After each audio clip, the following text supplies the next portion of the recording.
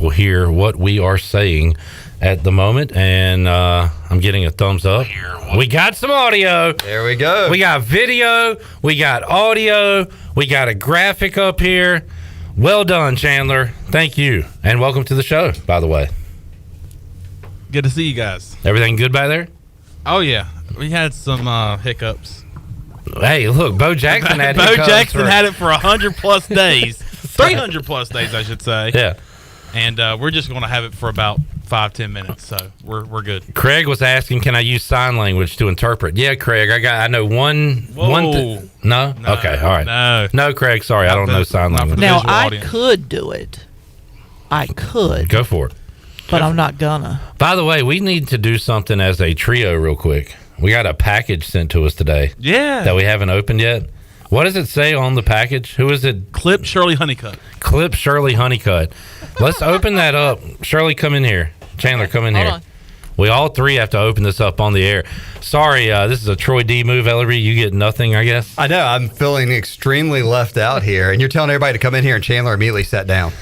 I don't know what Chandler's brain's doing right now. What did he do Memorial Day weekend? Actually, I do know. He's got some issues going on. Yeah. You've got some things in your... y'all need to be over there together. We're all going to open this at the same time. Yeah, or maybe I should go produce the show. All right. Yeah, see what you can do, Ellerbe. Glenn's going to... You might be surprised with my skills. I would be. Well, what's that thing that WITN used to do all the time? What was it? Do your job for the day or something like that? Yeah, you go do Shirley's job. Yeah, you can go do my job. And you have to yell at us, too. Where's this? Do we see where this package is from? Athens, Georgia. Athens, Georgia. I was just there. Let's see. All right. But it says Clip Shirley, Honeycutt. So I guess Clip Shirley Honeycutt. All right, grab something, Shirley. Oh, okay. All right, here we go. Are you related to Honeycutt? Come. Oh, Lord, what is this? We have shirts. Mine says Positive Clip. Oh. Uh-oh. Let's see what these shirts There's are. not a note in there or anything? Like to who it's from? Nope, just Anthrax. I believe Anthrax is in here. What's on the back? Can we show this on the radio? Oh, wait. First of all, Charles. that says Charles. Oh, that is so cool. Look at the back. 2 little butt cheeks. Hey. Chan Man. Forward logs now. And mine just says Clipper. Man. How about that? Awesome. That's really cool. Those are great. That is great. Thank you. My size and everything. What a great unboxing here. We are going to sue you for using the Pirate Radio logo. So whoever sent these, let us know. You were in trouble. And our lawyers are going to contact yours, and we're going to sue you for everything you got. Okay, so I have a minor confession here. I know who these are from because I had to give them the proper T-shirt size. Oh, who's it from? Chris Floyd. Chris Floyd. So Luda, Chris Floyd. Yeah, so thank you, Chris. Appreciate that very, very much. When is school picture day with the new shirts? When are y'all going to wear them? I don't know. You're going to go Friday or maybe Thursday? Yeah, we could wear these Friday for the watch along. We could. We surely could. All right. Let everybody know when you get a group decision so we can. Chris, thank you, man. Yeah, that's awesome. Thank you so much. I love it unbagging or unboxing. That is so cool. There's the order sheet. Let me see if there's a message on here. Nope, but I do have his address. There we go. Send him a thank you note. All right, yeah, we'll send you some back. Yes. All right, so that is really cool. Thank you. We've got matching shirts. Team shirts. Yep. Good to go. All right, Pirates, Oklahoma, the opponent, Ellerbe.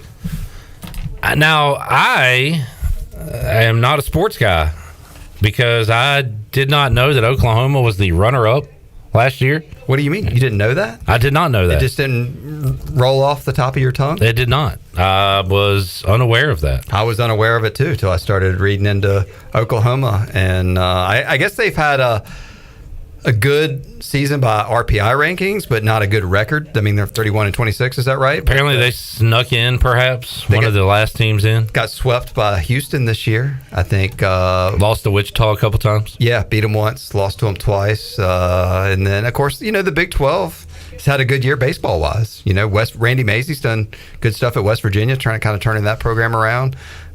Texas is back in the tournament. So we'll see. Oklahoma, it's going to be one of those matchups on Friday night. On paper, what who do you throw Friday night? That is a great question. That is the question of the day. Of what's your strategy of who you throw? Can you? Is there somebody out there that can do? Well, you throw your best pitcher. Who's your best pitcher right now? Yeah, who can throw 7-8 innings like Saylor did? Garrett Saylor. Yes. Trey Savage. I would start Trey Savage. That's who you would go with Friday. I would start Trey Savage. That is my first instinct. That is my answer. How about you folks on YouTube, on Facebook, on Twitter, or you can give us a call, 317-1250. Who would you start Friday night on the mound? Yeah, I mean, I think you have a good choice either way. I think that the one thing you got to hope for is that, I mean, obviously I'm dealing ideal situation, being very positive here, that person can go 6 or 7 innings, and that the Pirate offense can give that pitcher a little bit of cushion too. So if they get to the 4th inning and they get into a little bit of adversity with runners on 1st and 2nd or 1st and 3rd or something, that the Cliff doesn't have to go out there and pull them, and they can work their way through it. So excited for some baseball coming up this weekend though. I was looking for actual game lines. I know we've put out some College World Series prices for East Carolina. Correct. But I've not seen the line for ECU Oklahoma yet, so I will continue to check on that today and throughout the week until we have one. But interested to see what Vegas has to say about East Carolina and Oklahoma. What was your thoughts on East Carolina landing in the regional at Virginia, this number 7 overall seed? It was a lot of fun, and we had a lot of folks checking us out yesterday as Mully, Chandler, and I watched the selection show, and we were live on YouTube and Facebook, and we were going through it, and I felt like every time they brought up a new bracket, a new regional, it was going to be us, starting with Winston-Salem. I thought there was a chance that we get sent to Winston-Salem to play Wake Forest. That was not the case. And then we went to, I'm trying to knock, let's see, who, I know. Columbia, maybe? So Columbia, thought that Miami? might be an option. Potentially Miami. Really. Did you have any thought when Auburn and Alabama came up? Not really Alabama, and Auburn, not really Auburn either. I mean, but we were all circling Conway at one point, and then when that one went out, it was almost like a guarantee of Charlottesville. But I was banking on Conway, and I think a lot of people tuning in were as well. Once the names started trickling down, the regional started trickling down. Would not have wanted to go there, but y'all's reaction to East Carolina popping up in the Stanford regional would have been classic. Yeah. The meltdown, which would have, of course, I think pretty much all those teams are West Coast teams. Former East Carolina pitching coach, Cal State Fullerton. He's Jason Dietrich. Yeah, he's in that regional out there at Stanford. But it's kind of weird if you look at the map, where there's a lot of dots in the southeast there. That one way out there in California, one in Stillwater, Oklahoma, and so. But we'll see how it's gonna all play out. Craig says, anyone from Pirate Radio going to Charlottesville? I'm glad you asked, Craig. We'll tell you our plan, our tactics that we're going to run this weekend. So Ellerbe, you will be in Charlottesville. Yes, I will be on location in Charlottesville, boots on the ground. We'll also have Jenny with us, a part of the Pirate Radio team. Clip, Chandler, and Shirley and the big dog will be boots on the ground here in Greenville, North Carolina, because you guys have something special planned thanks to our friends at Tiebreakers. Yeah, so coming up on Friday at 6 o'clock, we will have our very scaled down version of a pregame show like we do in football season.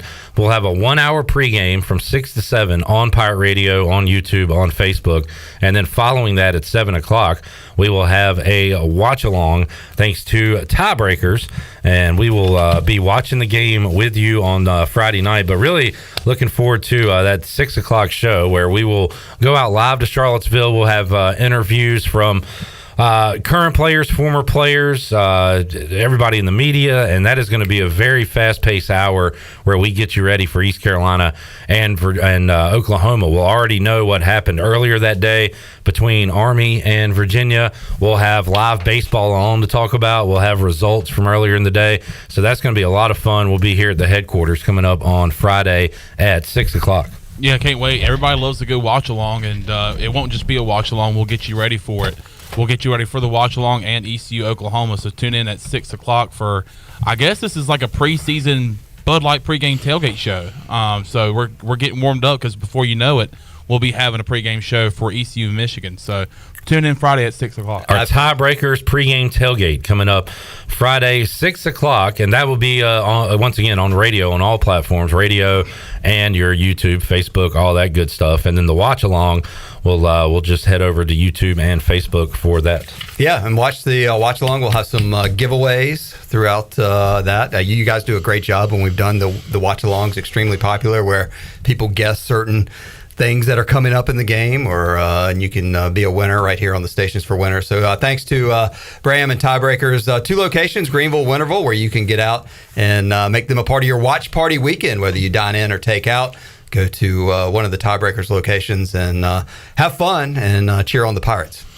So that's coming up this Friday. A lot of shows to go between now and then. A lot of great guests to get to, including Travis Watkins coming up on Wednesday. Ellerbe, looking forward to talking to him. Marcus Crandall's got some great guests lined up for Thursday, as we'll talk a little hoops, little football, and some baseball. Aliko Dunk will join us along with Jason Nichols. We'll have former Pirate Brandon Manning coming up on Thursday as well. A little football talk mixed in on Wednesday with Ryan McManus, Director of Football Operations at ECU, to talk about the offseason, talk about camps coming up, looking ahead to the football season. So the main focus is Pirate baseball this week, and a lot of our shows will be dedicated to that, but we'll mix in some other topics as well. Yeah, I've been in contact with a lot of the folks over at ECU, and I know Kim McNeil's been on the program. As we turn the calendar to June, school's about to end officially for Pitt County students. So some of the private schools are already out, but a lot of great camps over at ECU Athletics. Cliff Godwin's got his camp. East Carolina football's got a ton of camps. They got a ladies camp. Great respect to Mike Schwartz's camp. Yeah, Coach Schwartz is doing a camp. So lots of good people still looking for some activities to get their kids involved. Definitely reach out to the folks over at your favorite sport over at ECU Athletics, and they'll get you connected with one of their camps. Shirley, can we hear some Cliff Godwin from yesterday, his reaction to the selection show? And by the way, coming up later on this show, we'll have our Delcor Players Lounge talk to Carter Spivey, Garrett Saylor, and Josh Gross. And I'm not going to, hijack the entire segment Gross is on, but we are going to get to the bottom of the sandwich. And Bryce Williams will be here. He has a lot of questions about that. Sandwich Gate 2023. We'll talk about that. We have to talk about Garrett Saylor's masterful performance, which reminded me of Jake Agnos in 2019 against NC State. But can't wait to talk to Garrett about that. And Carter Spivey along as well. And Carter will play a key role in what happens with the Pirates this weekend and coming out of the bullpen. All right, let's hear from Cliff Godwin right after it was announced that East Carolina would be heading to Charlottesville. All right, Coach, your reaction heading to Charlottesville? Just glad we're still playing. I think a lot of people take it for granted when you make it to the postseason. I was thinking about Mississippi State. They won a national championship 3 years ago. They hadn't been in the postseason in 2 years. So what we've done here at East Carolina is awesome, and we're just glad to still be playing. You have a unique relationship with Virginia. You guys play in the fall, and you guys know Coach Mack and that kind of thing. Yeah, you've been in college baseball long enough that you have a lot of friends. I really, personally didn't want to go to UVA or Clemson because of my ties to Clemson with Eric and Nick, and then UVA, Coach Mack's one of my mentors. We've done this before, several times. That seems like the committee likes for us to get paired up, but, at the end of the day, we got to go out there and compete, and that's what we look forward to doing. Coming off that week, you guys played a ton of baseball, 6 games, 6 days. Do you feel like that part you can take a breath a little bit, just not having to do that again, I guess? Yeah, absolutely. Today and tomorrow we're not doing any baseball stuff. We're lifting weights, we're getting treatments, we're getting our bodies ready. We'll practice here Wednesday morning, and then we'll get on a bus and go to Charlottesville and then have our hour and 15-minute practice, which the NCAA allows, on that Thursday. So we'll do that, and then we'll get ready to play. Get to go up against Oklahoma in the first game, a team that you don't generally get to play. How exciting is that going up against a Big 12 team that isn't, UCF, Houston, Big 12? I don't know much about Oklahoma. I know their coach, Skip, does a really good job. They were obviously in the national championship game last year, and this is no disrespect to them, but it doesn't matter. This time of the year, everybody's good. I told our players before they came over here, your job, the media, is to talk about which regional's the toughest and which one's the easiest. And look, man, it's the top 64 teams in the country, so you got to go out there and play good baseball. Going off that, do you try to crunch as much as you can about this team going forward, or do you just kind of really work on yourself moving in? Yeah, we'll look at them. But look, man, if you've been here for 2 years now, this is your second year, you know me good enough. We're going to worry about ourselves more than anybody else, because if we do what we need to do, then everything else will take care of itself. All right, there is Cliff Godwin, and interesting talking about the schedule, Ellerbe, because what do you do when you play all those games, all those innings in Clearwater? What is the practice schedule like? Sounds like a lighter Tuesday, and Monday and Tuesday, and then practice coming up on Wednesday for the guys. Yeah, and then they mentioned they get their official, hour and 15 minutes on Thursday in Charlottesville, where they can, I guess, just work out on the field, and then, hey, look, sit around and be ready to play on Friday. And doesn't know much about Oklahoma because East Carolina and Oklahoma have never played each other before in baseball. First time ever. I'm trying to think. I wonder if it's the first time in any sport that East Carolina and Oklahoma have tangled. Ellerbe. That made my skin crawl, because Chandler and I were in here. We're sitting right here at this table. Oh, boy. Watching East Carolina play Oklahoma in basketball a couple seasons ago. And a really good game. A game that went down to the wire. A game East Carolina had a chance to win, and a game East Carolina did not win. Okay. So at least 0-1 against Oklahoma all the time. ECU Athletics. I'm going to assume if we played them in softball, we lost. I know they're really good at softball. I think they're playing for a national championship in softball right now. So I'm pretty sure there was that rumor that one time that we were going to do a game out in Norman, Oklahoma, and go out there. But that's right. You remember that? Never came to fruition. I think Skip Holtz was the coach at the time, and he kind of said, I think he kind of shied away from doing that deal. But so anyway, baseball, Pirates and Oklahoma coming up on Friday. All right, just added another guest. Eric Ward, Director of Marketing at Virginia, will join us, formerly of East Carolina. We will talk to Eric coming up on Wednesday's edition of Pirate Radio Live as well. That is awesome. Eric M. on YouTube says, Coach Godwin is a brave man responding to a Patrick Mason question like that. He said, tread lightly.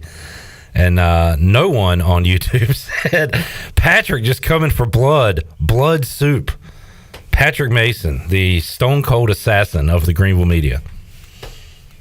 Is that what his nickname is now? That is something that we and the listeners have kind of given Patrick. People who are just now tuning in for the first time probably think Patrick Mason is literally like the devil. Like, he is a mean, disgusting man. Blood soup. And he is the complete, absolute opposite. Yeah. Just a gentle giant. We're trying to turn him into a heel, and he's starting to show signs of it. Last week he cut off a bit we were doing. He did. So he's starting to come out of his shell a little bit. All right. We'll talk to P-Mace coming up on Wednesday, along with our other great guests. So a lot going on. What's your gut feeling telling you about this regional clip, Brock? Reach down there, touch that soup. It's funny. When I hear Virginia, I think back to the Charlottesville regional. I forget that they were here last year. They're looking for revenge. Josh Moylan cranked one on the Cavs to get the scoring going on that Saturday, and I do have flashbacks to that. I'm feeling pretty good. So I'm not going to pretend I follow every team across the country, but I have seen a lot of folks say this is a good draw for the Pirates. What does that mean? Not a lot. It just means it's not a tough draw, not a vicious draw. But people seem to like the draw. If we can take care of Oklahoma, I like us in that Saturday matchup with Virginia for the third time in 7 years. That'll be a lot of fun. Yeah, I think you can't lose on Friday, but I kind of feel I like the vibe. When I saw the whole bracket shape out the way it was, I'm like, man, this Pirate baseball team, they just got to put it all together and have a great weekend like they've done before in Charlottesville. Go 3-0. Get out of there. Maybe host a super regional. Josh Thomas, who went Saturday night, said, you know what, I'm going to go watch the Pirates play a championship game. Drove all the way to Clearwater, drove all the way back. He says on Facebook they've got 75% of the left field megaphone crew heading up Friday morning to Charlottesville. So East Carolina and Pirate fans will be well represented in Charlottesville. I think that's another thing I feel good about it too. I think there's going to be plentiful of purple and gold in the stands, and I think that'll help. I don't believe, I've never been up there for the baseball series. I've been to one Virginia basketball game when East Carolina played up there, but I have a feeling that Virginia doesn't have this like raucous home field environment for baseball.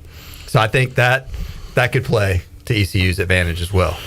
It was dead silent when Travis Watkins hit that home run outside of the Pirate fans cheering, of course. Which I think will be even bigger for Friday's game versus Oklahoma, because I don't know how many. I mean, obviously Virginia is going to be either very light or very neutral if they are there. So if 75% of the Jungle Crew is going to be there, and then there's a whole other percentage of people that are going up there, I feel like hopefully they can help add to the momentum and give the Pirates some extra push. All right, trivia question for y'all tuned in on Facebook and YouTube. Don't look it up. See how good your Pirate baseball knowledge is. Who did the Pirates beat in Game 1 of the Charlottesville Regional in 2016? Name that team. Ellerbe, if you know it, don't say it. And we'll end the segment on a Craig dad joke of the day. You ready, Shirley? Yeah. All right. He said, I want to tell you all about the benefits of eating dried grapes. It's all about raising awareness. Thank you, Craig. Man. Yuck. Ellerbe, thanks for hanging out. All right, we'll check in with you Friday. Thanks to Tiebreakers for sponsoring our pregame coverage on Friday. Remember, 6 o'clock to 7 o'clock. Get you ready for that Charlottesville Regional, and then the watch-along with Clip and the crew here at the Pirate Radio studio. Follow us on social media for the best coverage all week long, and listen to us. We'll keep you covered. All right, we'll take a time out, come back. When we return, Darren Vault, ACC Network, will join us. William and Mary is incorrect. East Carolina beat them to win the Charlottesville Regional, but what team did they beat that Friday to start the Charlottesville Regional in 2016? We'll have that answer and more when we return after this.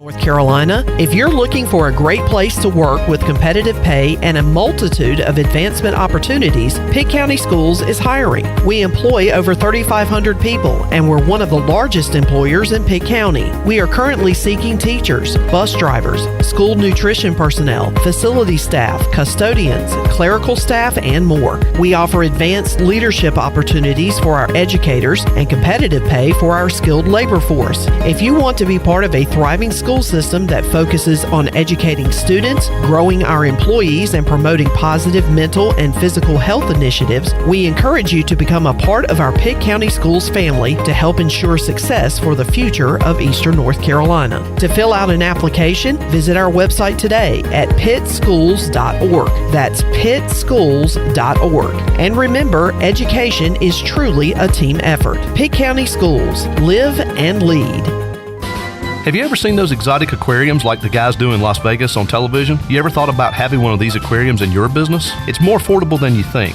This is Hal Pruitt with rentafishtank.com. We can make having an aquarium in your business turnkey with no work, cleaning, or hassles for you. Rentafishtank.com creates a relaxing atmosphere and keeps children occupied. Rentafishtank.com already services many dental, pediatric, and doctor offices, plus hospitals and senior living centers. Check us out at rentafishtank.com. Chico's Mexican Restaurant is where the fiesta never ends. Grab your amigos and head to Chico's every Wednesday for shrimp tacos for $11.99. Plus Wednesdays means all Mexican imports for just $2.99. Thursdays, enjoy your favorite beef, chicken, or vegetable fajitas for only $11.99. For Mexican food and fun, it's got to be Chico's Mexican Restaurant in downtown Greenville and online at chicosrestaurant.com. Chico's, where the fiesta never ends. Do Do you need custom t-shirts, apparel, or promotional items for your business, organization, or event? Keep it local and print it local with University Sportswear. University Sportswear is your one-stop shop to help promote your business and always provide superior customer service. No matter what apparel you need for your team or customers, University Sportswear can make it happen. Visit universitysportswearenc.com for contact information. University Sportswear, the official sportswear provider of Pirate Radio. Go Pirates! Do you ever talk to yourself about where to eat today, and then you hear Warren's Hot Dogs? Then you're thinking, yeah, 2 hot dogs, chips, and a drink for only $6.25 would be awesome. Warren's Hot Dogs. And maybe some homemade lemonade, perhaps a pizza or a sub, and definitely an apple or peach turnover. Warren's Hot Dogs. Don't overthink where to eat today. Go to Warren's Hot Dogs in Greenville across from Ron Ayers or in Chocowinity next to the fire station. Warren's Hot Dogs, serving the Pirate Nation since 1991. Go Pirates! Have you ever seen those exotic aquariums like the guys do in Las Vegas on television? You ever thought about having one of these aquariums in your business? It's more affordable than you think. This is Hal Pruitt with rentafishtank.com. We can make having an aquarium in your business turnkey with no work, cleaning, or hassles for you. Rentafishtank.com creates a relaxing atmosphere and keeps children occupied. Rentafishtank.com already services many dental, pediatric, and doctor offices, plus hospitals and senior living centers. Check us out at rentafishtank.com. There's a common misbelief today that to make it further, you need to push yourself, that you need to give up any joy to continue your rigid routine. Or you could try another way. Take some time to enjoy life, like having a Michelob Ultra with friends, because happiness is essential to living an exceptional life. Michelob Ultra, a refreshing and balanced flavor with only 2.6 carbs and 95 calories. It's only worth it if you enjoy it. Enjoy responsibly. Michelob Ultra, proudly distributed by Carolina Eagle Distributing since 1989. Pirate radio sounds different. Different is good. You are all the same, you'll be ashamed. Because different is good. Oh yeah. Pirate radio.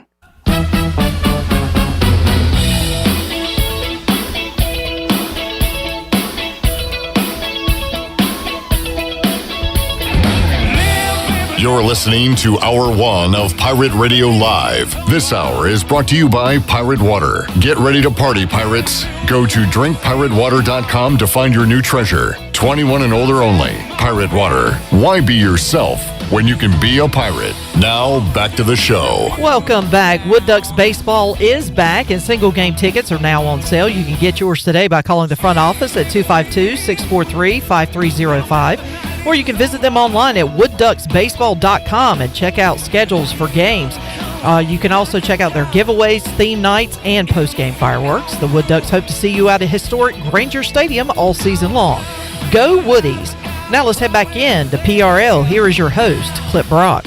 All right, well done, Josh Thomas via Facebook, Eric via YouTube, and Steve via text. The answer to the question, who did ECU beat to begin the 2016 Charlottesville Regional, was Bryant. They knocked off Bryant to get to Virginia and ended up walking off the Cavs that Saturday. We'll talk to the guy who started that ninth inning rally, Kirk Morgan, later on today on the show. We'll talk to the guy that finished off the Cavs with a walk-off homer, Travis Watkins, coming up Wednesday right here on Pirate Radio Live. Right now, we'll take a closer look at the Wahoos, the other teams in the ACC, and more with Darren Vault from ACC Network, Durham Bulls. As we said last time he was on the show, wears a whole lot of hats, and he joins us to talk some postseason baseball now. Darren, how you doing, man?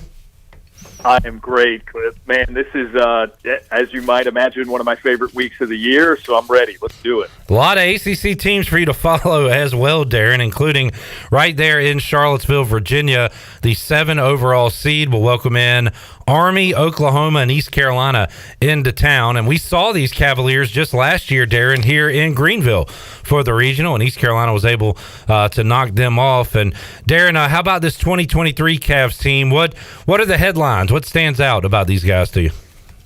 Yeah, it is a similar version to the Virginia team you guys would have seen a season ago, but a little bit more experienced, and the pitching is a little bit more of a question mark. So I think this is, assuming East Carolina gets by Oklahoma to get to Virginia, and it is, in fact, between the 1 and 2 in this region to come out of it, I think it's a great strength versus strength matchup.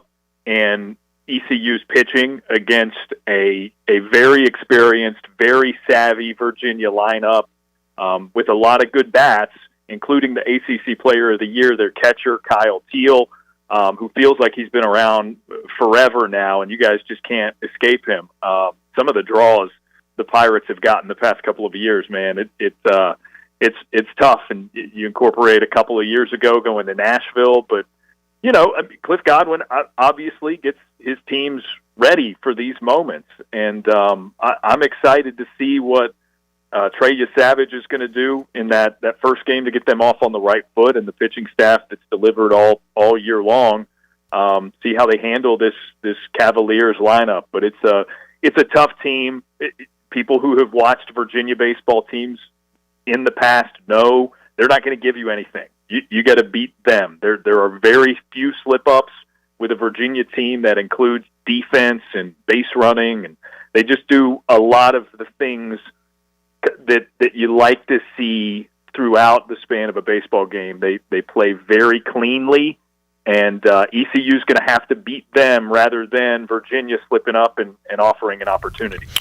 Darren Vault joining us. Darren, East Carolina just played a lot of baseball in Clearwater, and that was kind of their own faults for blowing a lead the first day of that tournament and having to fight their way out of the losers bracket, and just played a ton of games, a ton of innings, and it ended, unfortunately, with a loss in the championship to Tulane, who gets in with 40 losses and is a big story going on right now. But how about Virginia? What have you done for me lately, Darren? How did they play in the ACC tournament? Yeah, I mean, look, the ACC tournament was sort of a quick out for Virginia. It was not their main concern. Not getting to the semis was a little bit of a disappointment, but honestly, with the pitching being the way that it is, probably not a bad thing for Virginia to have some rest and get right and have a little bit of time to prepare for hosting a regional. They were locked into a likely top 8 seed. It did get a little bit hairy because Miami, who made it to the final in the ACC championship, really was the next candidate to bump up into that top 8 national seed and potentially just swap places with Virginia. But no, they're playing well. They if you subscribe to the hot, cold, hot theory, Virginia started the season on an absolute tear. I think they were 21-2 to begin the year, and then they found themselves in a little bit of a lull and have righted the ship as of the last month or so. So again, that hot, cold, hot, it sort of plays to, if that's what you believe the pattern looks like for a team to make a deep run and potentially get to Omaha, they're sort of following that pattern. It'll be a tough out. All right, speaking of hot, I don't know. I don't remember what I was doing on Friday, April 28th. I don't know if many people do. That was a long time ago. That's the last time Clemson lost a baseball game, Darren. And we follow kind of what they're doing just because of the Pirates on the staff with Eric Bakich and Nick Schnabel. And how about them? And are they too hot? I mean, good grief. That is a ton of wins in a row as they head into their Clemson regional with Lipscomb, Charlotte, and Tennessee. Interested to see the Vols there after the year they had last year, and if you want to say a down year for them with expectations. But how about what the Clemson Tigers will be facing down there? Yeah, man, it is a remarkable story. In year number 1, Eric Bakich, I know somebody your listeners are very familiar with, part of the Keith LeClaire coaching tree. He has instilled this just sort of, it's confidence, it's positivity more than that. The mentality and just overall vibe of that team amazes me. I did a series at Clemson in March, and Duke was the opponent. Duke was upset that they didn't sweep. The Blue Devils got 2 out of 3. They were upset that they didn't sweep. That was at the start of Clemson's ACC season. They were 2-8 in conference at the time. Wow. They've lost 2 conference games since then. And I think that was March 7th, 8th, and 9th, or something like that. The turnaround is remarkable, and part of it is injuries. They had a couple of guys on the pitching staff who were hurt, but Austin Gordon, who is electric as a starting pitcher for them now, was sort of just coming into his own. He had a big bullpen role for them last year and sort of had to grow into this starter's role for them. He is the real deal. He's got a good 5-pitch mix and is as good as any front-end starter that you'll see in the ACC, except for, maybe the 3 guys at Wake Forest. It's an incredible run. I have thought for 2 weeks that they were getting hot at the wrong time, and they continue to prove me wrong, and they just keep on winning, man. So it'll be interesting. We'll see. Darren Vault joining us. Darren, good news for Wake Forest, number 1 overall seed. Bad news, and we talked to Aaron Fitt about this quite a bit when he comes on. What's the number, Darren? Is it 1998-99, the last time the number 1 overall seed won the College World Series, something like that? So that has nothing to do with this current Wake team, but you start to look back at numbers, trends, things like that. It goes against the Demon Deacons. It sure does. And you think about the past couple of years, the dominant number 1.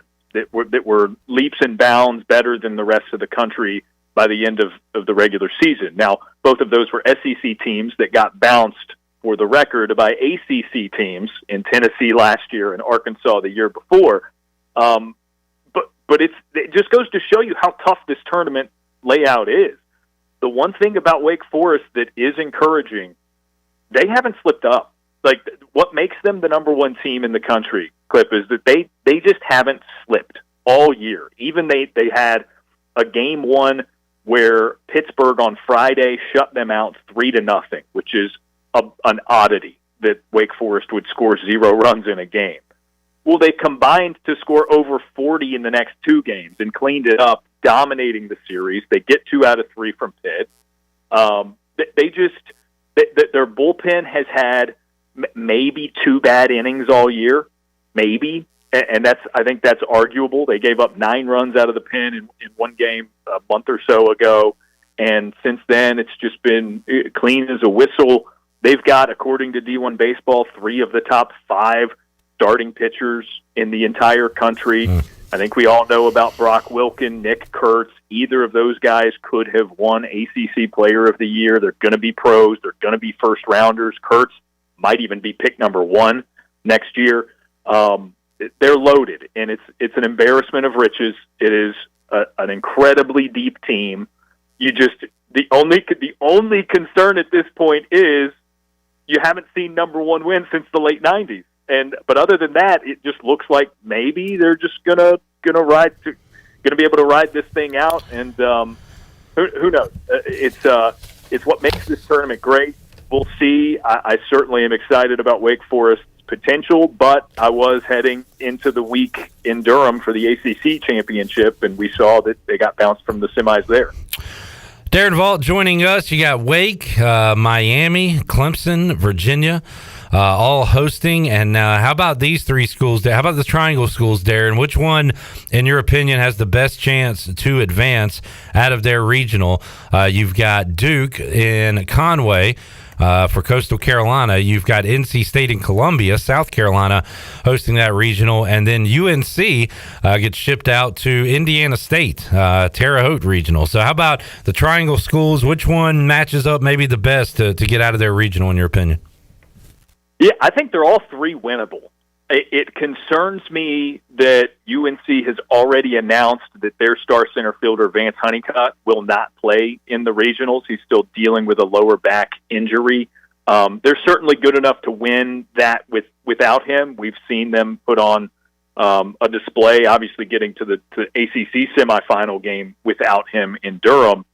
I haven't been much of a believer in Coastal Carolina this year. Pitching is a concern for them. They can score a lot of runs.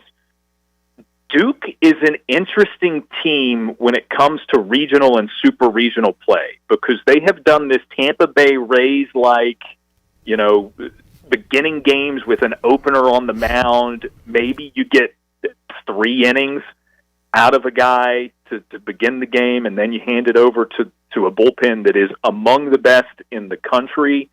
And they've got some solid bats in their lineup to go with that. I'm really interested to see how the format favors or hinders this Duke team. But I tell you what, man, I thought Columbia was an interesting regional. announcement because the Gamecocks, to me, had played their way out of hosting privileges. NC State or Campbell could come away with that region. And if I had to pick one, I think that's how you offered up this question. Yeah. If I had to pick one, I would pick the combo possibility of Campbell or NC State over South Carolina coming out of Columbia. All right. One of those two, and I think South Carolina will not come out of that region. All right, keep an eye on NC State Campbell Friday, and the winner of that becomes the front runner in Darren's eyes. Is that fair? Yeah, fair to say. That's it, man. Darren, looking at your laundry list resume, we mentioned ESPN Plus and ACC Network, Durham Bulls, but I see USA Baseball up there as well, and that reminds me, I have not mentioned in the first 45 minutes of this show, congratulations to Trey Savage, Pirate pitcher, being invited to the USA Baseball National Team training camp, and that is another Pirate on that list. And Cliff Godwin tweeted out 5 years in a row an ECU baseball player gets to wear USA across the chest. So, Darren, what do you do with USA Baseball? Yeah, so some refer to me as the voice of USA Baseball, so I will call all of those collegiate national team games. Should Trey make the squad, pumped to see him in that spot. And to Coach Godwin's point, man, it's just a testament to the job he's done, the testament to what the program has become there in Greenville, that the Pirates are regularly putting guys in the Stars and Stripes. It's awesome to see, and I think Savage has got a really good chance to make some headway with Team USA. Man, that's one of the most modest sentences I've ever heard. Some would call me the voice of USA Baseball. I mean, you're Captain America, Darren. Go ahead and say it. You're Mr. America. Yeah, I was going to say Captain America. It was first David Wright in the baseball class. Yeah. Then it was passed off to people called Trey Turner. That in the World Baseball class. So we'll leave that for the players. America, sure, that's fine. Darren, good stuff. What are you up to now this week, the rest of the summer? Where can we find you and hear you talking and watch you talking? Yeah, well, Danny Graves of ACC Network and I are still doing the ACC Baseball, etc. podcast all throughout the postseason. I think we're going to keep it up in the off season. The etc. in the title of that show is going to do some heavy lifting with no ACC games going on.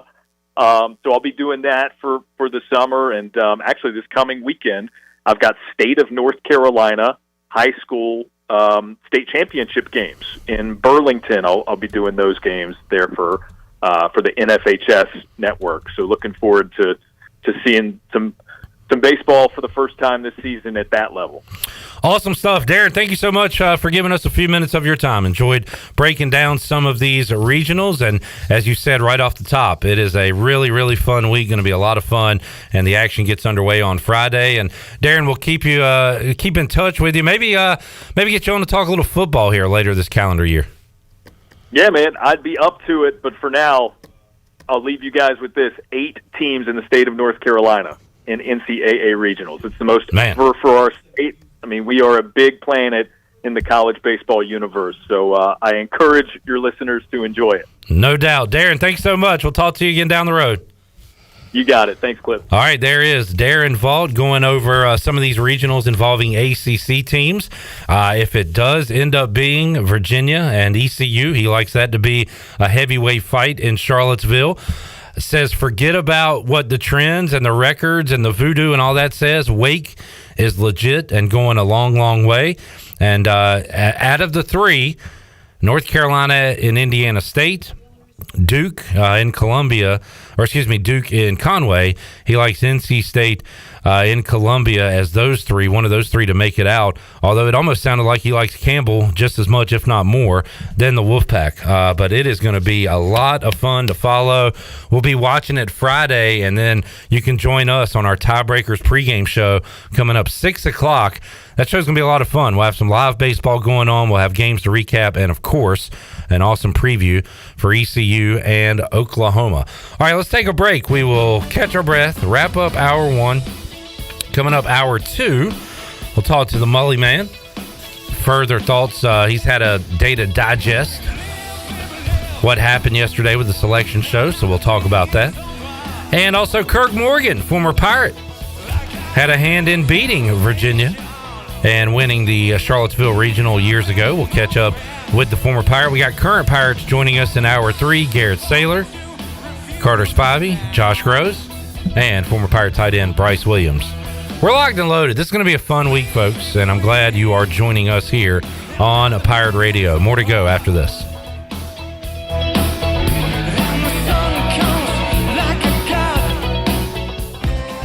The Beach Tavern Bar and Grill has been the place to be for over 50 years. BT's is the best local sports bar in the heart of Atlantic Beach. Located on West Fort Macon Road across from Pacific, BT's has daily food specials, a late night menu, cold beer, pool, darts, and live entertainment for everyone to enjoy. Make it a summer to remember at the Beach Tavern Bar and Grill. Follow BT's on Facebook and Instagram for all the daily specials and events. BT's, the place for fun in Atlantic Beach this summer.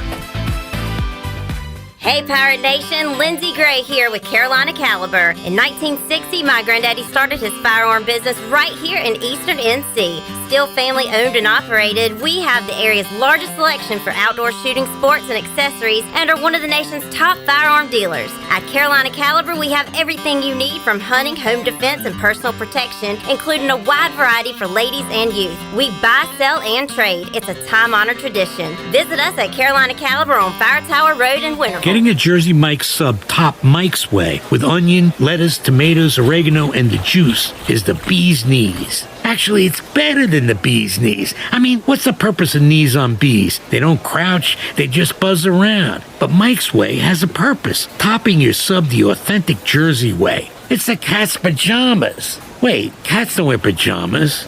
Mike's Way is better. Let's just leave it at that. Get your sub top Mike's Way. Jersey Mike's. A sub above. And then it was two seagulls! We're here for the booty. Party! Pirate Water is here. Go to drinkpiratewater.com to find pirate water in a location near you. We're going plankton! Pirate Water is here. 21 and older, please drink responsibly. Do you want to get rid of wrinkles, tighten and lift your skin, smooth your skin texture, erase veins and brown spots, and get rid of unwanted hair? Are you interested in Botox or filler? Contact the licensed professionals at Beauty Bar MediSpa on Red Banks Road in Greenville. Free consultations available. Visit us at beautybarmedispa.com. Also follow us on Instagram and Facebook. Enjoy your visit. Love your transformation. Go Pirates!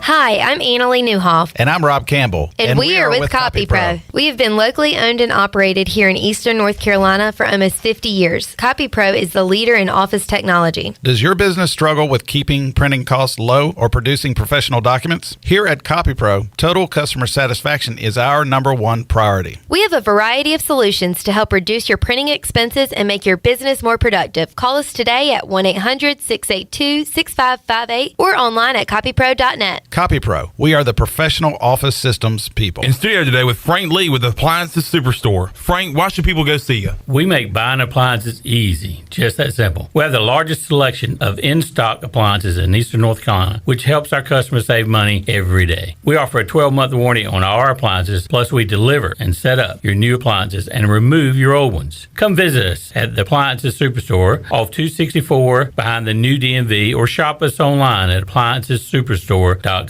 Remember, we make buying appliances easy at the Appliances Superstore. It's time to save big and save now during Bostic Sugg Furniture's Memorial Day markdowns. Beautiful furniture for your home with Memorial Day markdowns you have to see to believe. Plus 6-month special financing. Save up to 70% off clearance items. Plus take an additional 25% off accessories. This is a must-shop event with incredible savings store-wide. Start sleeping better and save on a new mattress with up to 48 months special financing now at Bostic Sugg Furniture.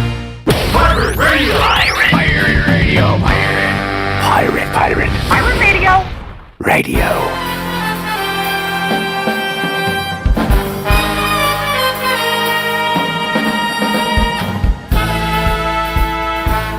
You're listening to Hour 1 of Pirate Radio Live. This hour is brought to you by Pirate Water. Get ready to party, pirates. Go to drinkpiratewater.com to find your new treasure. 21 and older only. Pirate Water. Why be yourself when you can be a pirate? Now, back to the show.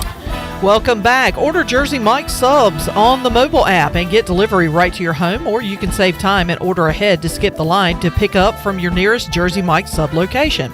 It's Jersey Mike's, a sub above. Now let's head back into PRL. Here's Clip Brock. Too soon, Shirley. Sorry. Too soon. Sorry. According to... I was going to... I like this. Shirley just cut Chandler off mid-sentence. We should have saved that live ad for when Josh Groves was on and have him read it as we come back from the break. Sources close to Clearwater tell me that it was a Jersey Mike's number 8 that he fed Jacob Starling and got ejected. But we will get to the bottom of that coming up in hour 3 of today's show.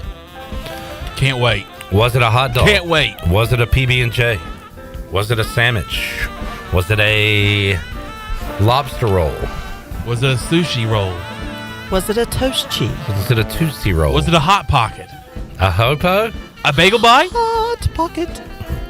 Mini corn dog. Pigs in a blanket. A chicken wing.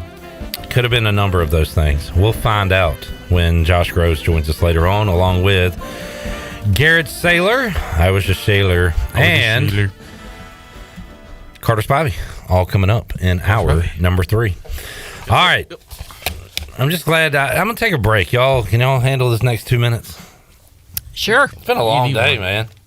It has been a long day. You've been busy today. Troy and Ellerbe, 2 great bosses to have. 2 at times demanding, but not really, but just for the sake of this argument. I've never been worked harder here at Pirate Radio than I'm working right now with Marcus Crandall. This dude... I mean, I might as well be on a 24-hour sports network. I'm knocking out interviews at all times of days. And you know what? They're awesome freaking interviews. They have been. He's batting 1,000.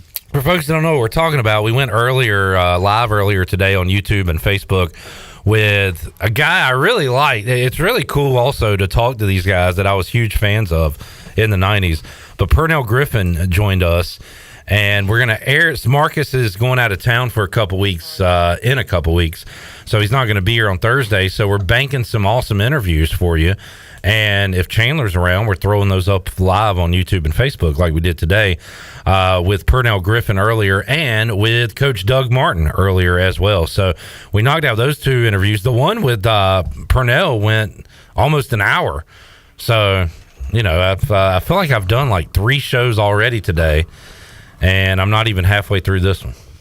Did you do something funny? Yeah, I was trying to adjust. The camera. Yeah, because the arm of my microphone is like cutting through Chandler's face, so you can't really see him on camera.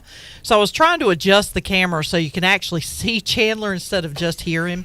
And I accidentally knocked the camera over. So I had to readjust. All right. We are adjusted. Steve Hill says, congrats to the former long snapper on 500 views on YouTube. We made it happen. Right.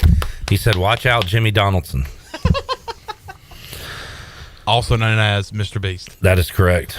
Chandler. Yeah, I just did a new video not too long ago, actually. What's up, Chandler? What's up?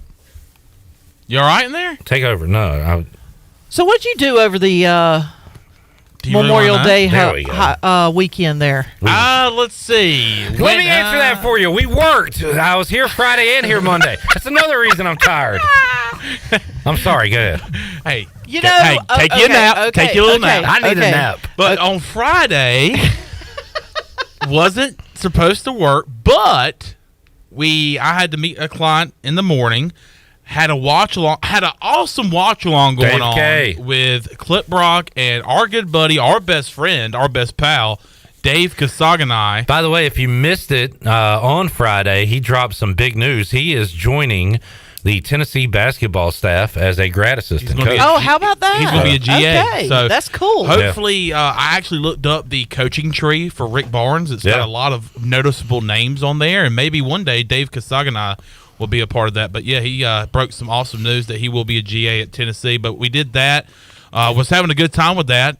In fact, Lane Hoover had the go-ahead double for the Pirates in the bottom of the 7th or 8th. Is that when y'all hit the rain delay? That's exactly as soon as he had that base hit. That is when they called the game. You want me to pull that up on my private soundboard? Sure. I gotta find it. I gotta go through. But then I went home, enjoyed the weekend at home with some friends and family, and then came back here on Monday, on Memorial Day Monday. I had to get up, come back to Greenville, because that is when we had the selection show watch-along. So we had 2 watch-alongs on Friday and Monday of the Memorial Day weekend. But Monday we had a great viewing of the selection show. We had Mike Mullis on to talk about the regionals that were being announced, where East Carolina was going to go. At that time, we had no idea, but now we know we will be in the Charlottesville regional with Virginia, Army, and Oklahoma. So that was a fun time on Monday. Here's how it sounded when Chandler, myself, and Dave K watched Hoove's big hit on Friday. Oh, yeah, that's what I wanted. That's what I wanted. That's what I wanted. Pirates take the lead. Double after Pirates. And it's 6-5 Pirates. What a clutch hit for Lane. What a clutch hit. I like Dave K at the very end. Big play. Big play. He sounds like the deep voice guy in Boyz II Men. Hey, baby. Hey, Lane. Why don't you knock a hit my way? We got to take a break. Get your thoughts in order, Chandler. What are you about to say? You just cut yourself off mid-sentence. No, I was just going to say Dave K was locked into the game all game long. Focused. I hate that we weren't able to watch the end of that game together, but it was an eventful weekend. We worked Friday and Monday, and then had some fun in between. Oh yeah, we'll talk some softball at some point, Shirley, with Softball Shirley. Also, I've been calling it a watch along all along. I've also seen watch party on some of our materials. For folks that like Jamie and Chris and Eric, you guys hang out. Kaz, I saw you earlier. You're a regular. Tyler, you're a regular watch alonger. Yeah. For you guys, Steve on Facebook, whoever's on the Facebook side, should we transfer over to the watch party name? I think. Or do you like watch along? Well, they're watching along, but do you want to have a party? You want to have a watch party? I'm starting to. We could say watch along party. No, see, why you got to do that? It's one or the other. I'm so sorry that I committed a crime. I'm so sorry. You talking about last night? Oh! I need the deets. What do you like, watch along or watch party? Let us know. All right, Mully Man is here. We'll talk some Pirate baseball and regionals when we return after this.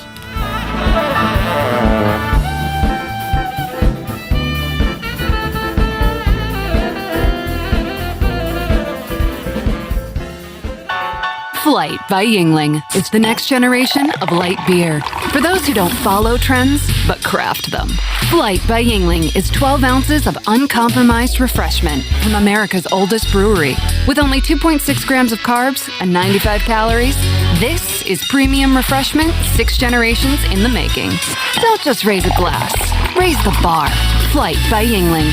Available wherever beer is sold. DG Yingling & Son Incorporated, Pottsville, Pennsylvania. Please enjoy responsibly. Did you know that it's illegal to dig without first calling 811? 811 is a free program that locates underground utilities, marking them with flags and paint lines so you know where not to dig. Accidentally digging into utility lines interrupts service and could seriously hurt you or someone else. If you know someone who's planning to dig, encourage them to call 811 at least 3 full working days before they dig. 811 is free, it's safe, and it's the law. This message is brought to you by Greenville Utilities and this station. Take control of your health today with ArcPoint Labs. Are you a woman interested in your overall health? The ArcPoint Labs Women's Health Panel is a routine wellness check that tests hormone levels, thyroid function, cholesterol levels, complete blood count, and more. A simple blood test at ArcPoint Labs can provide some answers to why you're not feeling your best. Visit arcpointlabs.com today or call 629-6228. ArcPoint Labs. Accurate, reliable, confidential testing. Visit arcpointlabs.com. Wally's 2 Kettle Corn in Winterville is where you can find the tastiest popcorn around. Make it a movie night at home with Wally's 2 Kettle Corn. They have over 50 flavors to choose from, including classics like cheddar, caramel, and my favorite, better butter. Or try their specialty flavors such as Chicago Style, Wintergreen Mix, and MJ's Cheesecake. Wally's 2 also caters, so if you're hosting a party or event, satisfy your company with delicious popcorn. Check them out on Facebook or stop by and see Wally today on Fire Tower Road across from Sam Jones Barbecue. Wally's 2 Kettle Corn. Make it a poppin' day. This is Talbot Green with Integrity Home Mortgage. Are you ready and pre-approved if the home you want to purchase comes for sale today? Integrity Home Mortgage offers a wide variety of programs ranging from conventional, government, and portfolio loans, plus construction and lot loans. Our team of Talbot Green, Braxton Green, and Joanne Weir offers over 50 years of experience. To get started, call me, Braxton Green, at 526-8260. Braxton Green, NMLS 222-3878. For informational purposes only, Integrity Home Mortgage Corporation is an equal housing lender, NMLS 208-516.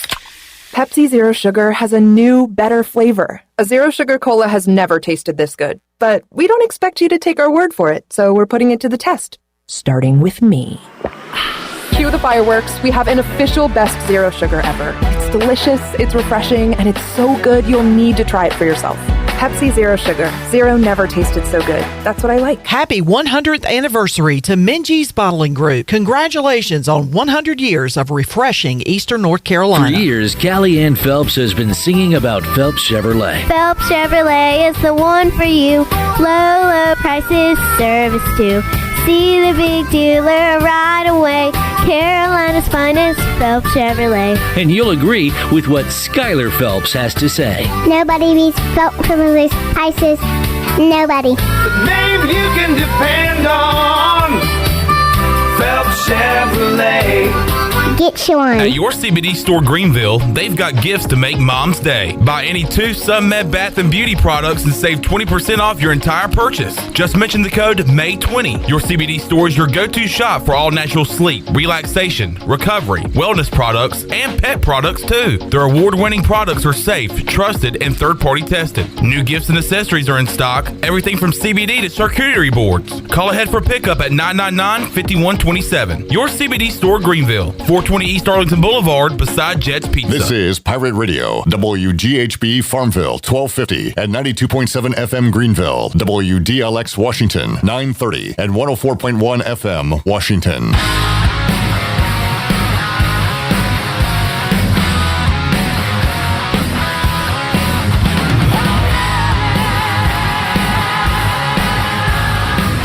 You're listening to Hour 2 of Pirate Radio Live. This hour is brought to you by Country Mart. Country Mart is open every day and has 2 locations, in Bethel on Highway 11 and in Stokes on Highway 903. Country Mart, fueling you up with great food and your engines with great gasoline. Now, back to the show. Welcome back. Do you have real estate questions about buying or selling residential or commercial properties? Are you curious about the current real estate market? Or do you need a property manager for rental houses? ECU alum Scott Harris with RE/MAX and SD Harris Properties can help answer every question you have and show you a stress-free real estate experience that will be memorable and enjoyable. If you have real estate questions, Scott has the answers. Call Scott Harris today at 347-1857. Now let's head back into PRL. Here's Clip. Back with you, Pirate Radio Live. Jacob says, Clip, where did you find that hat? Oh, this whole thing? I'm assuming UBE. Years ago. It's pretty old. Yeah, it's a good looking lid though. It's sharp. I don't break it out a lot. I like it a lot. I was tongue-in-cheek saying how Marcus was working me to the bone a moment ago. During the break, guess what? Text from Marcus Crandall. Lester Lines, Monday at 1 o'clock. Keep it going, Marcus. The show doesn't stop. It keeps going on and on and on. Keep bringing it on, Marcus. And you know what? I can't wait for that interview. Lester freaking Lines. We'll talk ECU and the Big Dance coming up Monday at 1 o'clock. Good stuff. Mully Man's here. Hey, Mully Man. Hey, buddy. How are you? Good. I'm tired, so you know what Mully said why during the break? Why don't you take this segment off and we'll carry this one? Carry it for me, man. Chandler? Carry the water. Chandler need a little... Okay, we're off to a rough start. See? All right, never mind, Chandler. I got it. No, it's good. He's fine. He doesn't need to rest. He's been resting during break. We got to have him ready for the first round of regionals, though. He's starting Friday night. Dun, dun, dun. We got a watch along coming up Friday. and an awesome Tiebreakers pregame show coming up 6 o'clock live right here at Pirate Radio, getting you ready for ECU and Oklahoma. And Mully, you'll be doing some high school baseball time at that time, right? Yeah, interesting. We thought for a period of time we were going to have the 3A, 4A, so we were hoping we were going to have Rose. Come to find out today, we're going to have the 1A and 2A. So excited about that. Hate that spent about 3 hours yesterday pulling some stats together and had a chat with Coach Vincent yesterday in preparation for the weekend. But again, fired up for those guys there. They'll be headed to Burlington, and I will be stationed in Holly Springs. All right, good deal, Mully. So Mully will be on the call for some high school baseball on the television, right? Yeah, NFHS. Awesome. I think I heard. I'm drawing a blank. Your previous Darren Vault. He's got the Burlington site. All right, so man, I'm talking to a lot of voices today on the show. That's exciting stuff. All right, Mully, you've had a day to digest it, both the awesome wings from Tiebreakers and the regionals. Yeah. Now, anything extra you didn't say yesterday about Charlottesville, Virginia, Army, Oklahoma, ECU? Kind of upon further inspection, we talk about Oklahoma obviously opening up with Oklahoma, but when you dig into West Point a little bit, there's a little meat on that bone that people give it credit for from the standpoint of it. You think of a service academy and an incredible experience and, unbelievable young men. But that's a solid baseball program as well, just taking a little deeper dive and actually went back on Plus and pulled up some of the Big 12 tournament to watch Oklahoma play Oklahoma State, which they had played each other 5 games in 8 days or something. It was a crazy run they had been on. But did kind of lock in on Oklahoma, spent a little time, taking a look at, and of course the arms we saw or the arms I saw were guys that were not necessarily down the rotation, but back into the tournament kind of deal. So, did a little homework and tried to get a feel for them, just to, kind of, I don't know, just my tendency, I guess, is kind of know what we're going up against. Well, the cliche, Mully, everybody's got an ace, everybody's got a Friday night guy. How about Oklahoma? How about Army? I mean, both. Yeah, I think, and obviously coming out of different conferences, and I don't think the Big 12 gets the love that it necessarily deserves. It might be the with only 4 or 5 teams. We were talking about that yesterday. We missed one yesterday. There was one more that got in. I can't remember who it was, but I almost texted you as I was looking at it. But what I see with Oklahoma right now, not big power numbers either on the mound or at the plate, but aggression, and they're going to pound the zone. They're going to pitch and make you swing at their pitches is kind of their philosophy, and and they've got 3 or 4 guys that can do that with good numbers. That they don't strike a lot of guys out, but they don't walk many guys. So, I think it's competitive in around the zone. When you look at what they do offensively, I tell you who they remind me an awful lot of, Clip, is East Carolina of last year, where they are going to make the defense play with the ball. Cliff laid down more bunts last year. There was a little bit of a shift this year with the team. They are going to make the opposing team make mistakes. They're going to put it on them. And they stole like 104 or 5 bases this year, and they've got pretty good team speed top to bottom, and kind of interesting. They had their catcher leading off, which is something you don't see often. Switching Pudge Rodriguez. Well, and this dude could run. It was so he clearly was a table setter for them, and but I think you're going to see a kind of a fast break offense when they get guys on, which when I look at East Carolina, I'll make you a prediction now that if Richie gets a chance to pitch, and you will maybe more likely see him pitch because of his ability to control the running game. His move to first base has been, and that sounds silly, but in a situation late in the game where you need to hold a guy close, or you got a matchup at the plate that you like, plus he can hold a guy at first base and maybe even steal you out with a pickoff. So, They are going to take extra bases. They are going to put the pressure on the defense of the Pirates. And one thing, and we talked about earlier in the year, one thing the Pirates have done so well is keeping singles to singles and not allowing the extra bases balls hit into the outfield. So the Pirates will continue to be challenged with that. And I think that that Oklahoma is really going to kind of test them on that. All right, and you say that, and I immediately say, okay, one of the strengths over the years for East Carolina has been the defense. This year, and we went over a few weeks ago, Mully, the errors, the numbers, and how they were kind of creeping to, okay, we need to kind of shut this down for the season. Hold them right there. But almost more than that is the drop, the ball that lands in between Hoover and Nowak, the ball that JC's making a play on it, tough catch, but should have made it. Right. That might be ruled a hit. Kind of those plays have not gone the Pirates' way a lot this year. I say that too. You got to factor in Starling has made some web gems. Yeah, Hoover AMAC does it a lot in the park. So you've got a give and take there. There is a balance there, but I agree with you. I can tell you to have success against Oklahoma, to have success against any team in the regional, the communication plays or the lack thereof, the tweeners, those things you have to take those away. And I see where, and have people ask me quite frequently about the shift. I can assure you that there are stats kept about the success of the shift.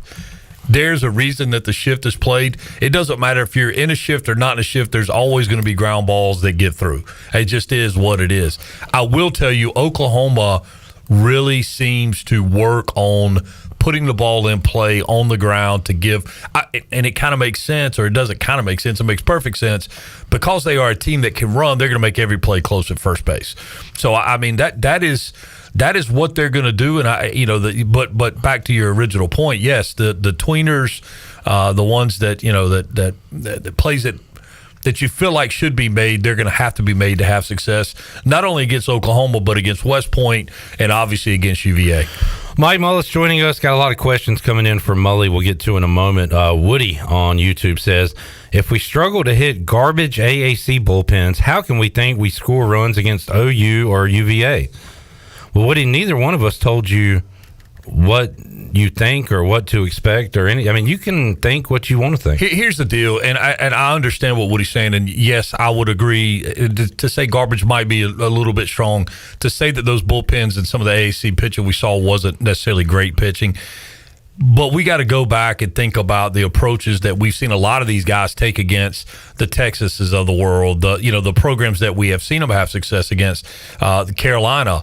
We've seen this team have the ability to lock in and perform and produce at the higher levels against the better pitching. So, the difference in when I say good pitching and bad pitching is the number of mistakes that are made. And sometimes those mistakes are down and, they're way out of the zone and don't do anything to help you set up the next pitch. Some of those mistakes, especially with teams like Oklahoma that really work so hard to pound the zone, those are mistakes that are made to be really hittable, drivable pitches. So I think there's a difference there. I agree, and from a layman standpoint, you would look and go, man, I don't know, how do we have a chance against these really good arms? The reality is, if we go back and look, we have had some success against really good arms. It's the consistency of the success. Yeah. And quite frankly, to get out of the regional, you don't have to string together a long winning streak. And remember, Oklahoma's like 5-5 in their last 10. They're lucky to be at the dance. They have a losing record in conference.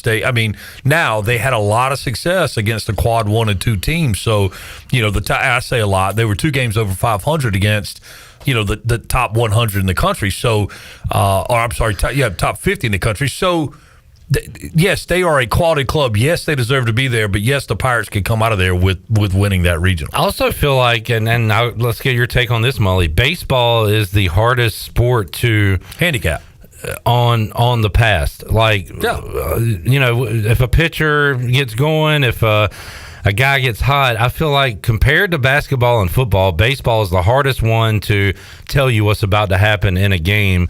The A's beat the Braves last night. There's a major league example for you. Right. I mean, it happens. So. I can tell you this, that I think that the way the Pirates made it as deep as they did in the AAC tournament will not be the answer to winning this regional. In other words, the Pirates can't go out and spot these quality teams 2, 3, 4 runs. Well, here's and on that note, Mully, Jay says, be it walks, hit by pitch, pass balls, we give up too many free bases, got to clean that up. Yeah. Totally agree with that. Yeah. I feel like hit by pitches is almost an epidemic in college baseball, but with East Carolina, we have seen those things happen, and Jay is correct on that.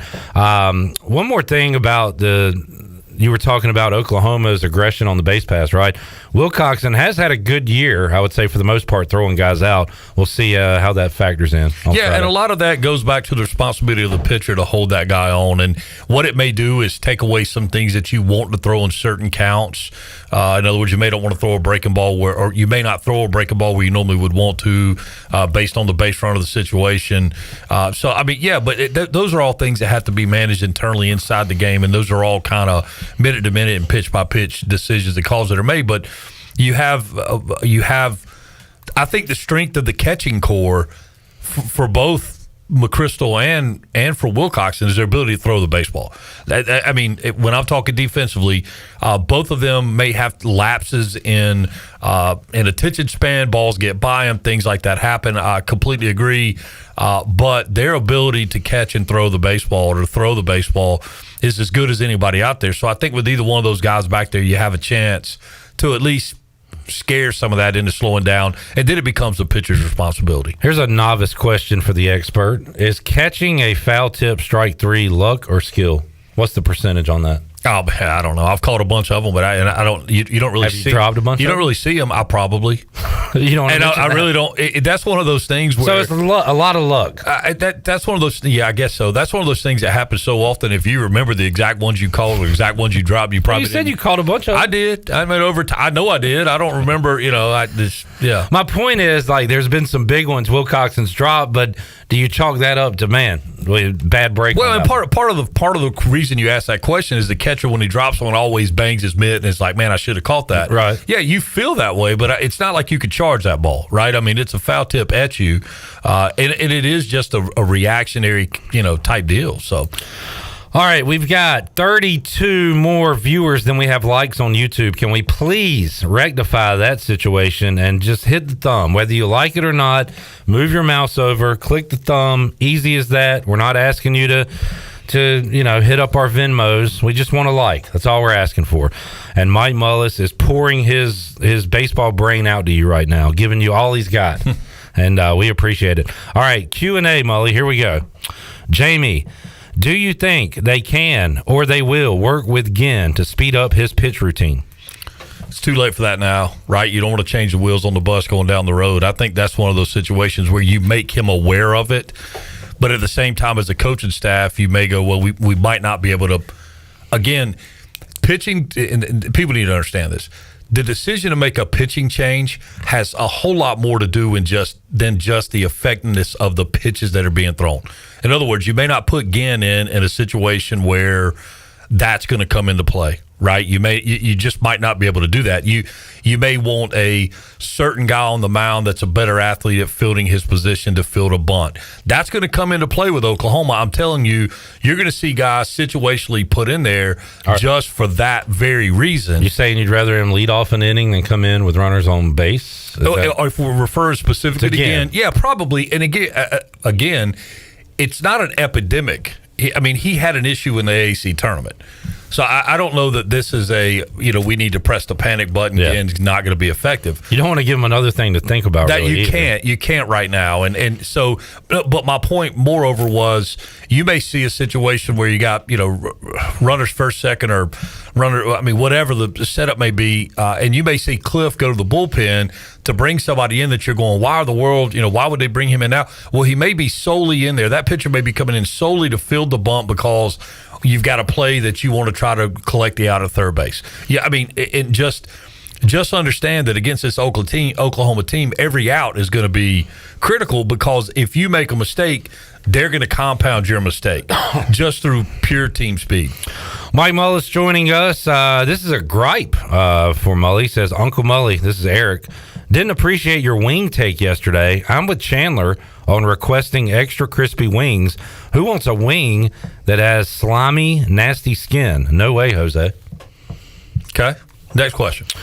From Jamie. Thank you. I will take that into consideration. Just something. I don't know that I'll bash Chandler for that. Maybe I was bashing Chandler for the fact that he got a bucket load of free chicken wings back there, and if they're not cooked exactly how he wants them, you can deal with it.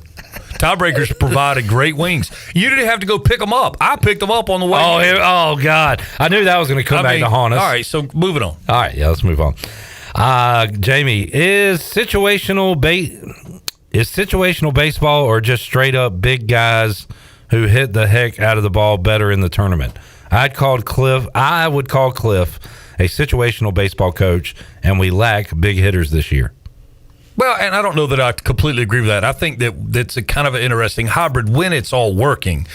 In answer to the first part of that question, I can tell you this. Give me a team going into the postseason that can manufacture runs as opposed to a team that's waiting on the home run. These home run guys, I mean, we see it all the time. You got a guy in the country, maybe at Coastal's got 30 home runs. You got a guy at Florida that's got 29. There's a chance that they go through a regional without a home run, right? But give me a guy like, Lane Hoover. Give me a guy that, and that's where I think the Pirates have to be is a lot more. They have to really focus on the execution of what the exact moment requires. Like, we got to get a bunt down. We got to move a runner. However we move this runner, quality at bats on the front end, seeing a bunch of pitches. It's the things that they've tried to do all year. Now it's under a little bit of a magnifying glass because you're facing a little higher caliber of competition. All right. Woody, at this point, I'm going to assume that you are a Pirate fan and not just a troll. But you are under some investigation right now. He asked, do any other teams show bunt and take strikes as often as ECU does? I don't watch a lot of college baseball. I would probably say no, though. It happens a lot. And I do watch a fair amount of it, and I think no. But, okay, let's talk about the strategy behind why we show bunt. What do we get out of the defense when we show bunt? Okay, if we bring that third baseman in, we create a little bigger hole. It may take them out of the shift a little bit. There's a lot of things that go into it. Sometimes that showing a bunt is what has to happen to keep that defense honest. It also sets up the ability to show bunt and slash. It does set up some other things. I think it's a big tool, and we're obviously it's a handful of guys. I mean, and we have seen everybody in the lineup do it, but it's a handful of guys that we see it with regularity. That's going to be your guys that run and quite frankly are a little better with two strikes, strike out a little less, which is going to be your Hoovers and Nowaks. Those are the guys that you see a lot of that out of. Speaking of big tools, Mully, I just want to say thank you for spending time with a guy like me. Okay. All right, no sell on that one. Any other questions for Mully? That was probably the strangest thing you've ever said to me. No. Yeah. Can't be. Well, I got way more than I know what the stupidest thing he's ever said. That Charlie Wood should be a wide receiver. Huge hands. Tiger Woods' son should be a wide receiver. That might be the stupidest thing you've ever said. Mully was disgusted at me. He booted me out from the table. Now you quickly knew that got out of your mouth before you had a chance to screen it. Because you're a sharp guy. It was not even a real take. It was an observation. You're not even sharp enough to be that funny in that environment. That was just terrible. He has big hands. Mully, $1 million question. Who should start on Friday? Trey Savage. All right. That was my answer as well. Trey Savage. Does Garrett Saylor... How would you lay out the pitching, Mully? I don't think you do. It's postseason baseball, man. I mean, it's literally, and the importance of winning here is... so when you say you don't think you do, you're going game and you go, okay, we've got, okay. You probably are going to protect a starter or two, but everybody else is available. And the deeper you get into it, obviously the protection goes away. It becomes, all right, who could do what, who could give us what. So I expect to see a lot of guys kind of, and this obviously is not a newsflash to anybody that's watch Pirate baseball, but I do expect to see a lot of moves.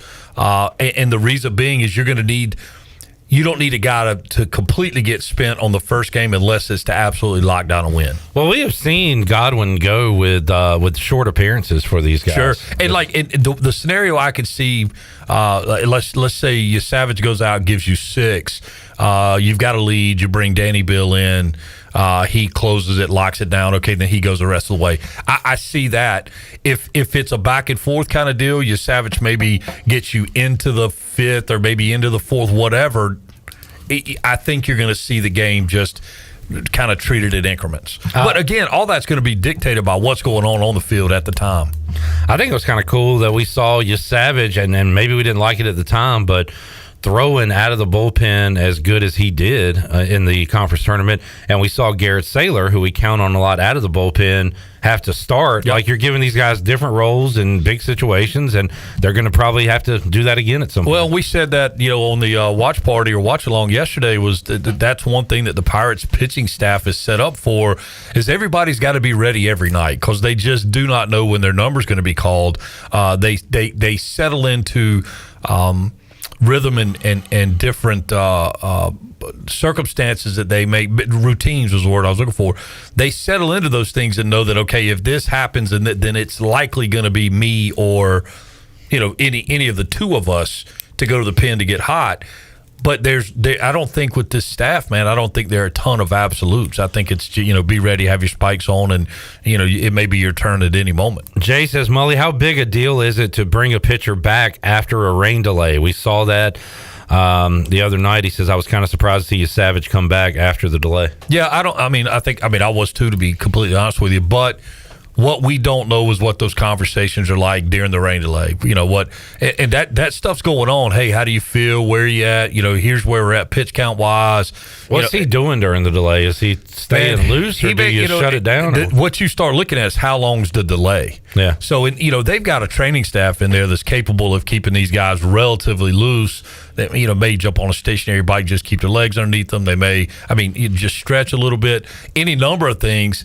And that was probably with that one, that was a fairly lengthy rain delay, so that surprised me as well. But again, Cliff and the staff are in there with their guys. They know kind of what their guys' bodies can do. They know where their mentality's at, and they got to kind of go with their gut on that.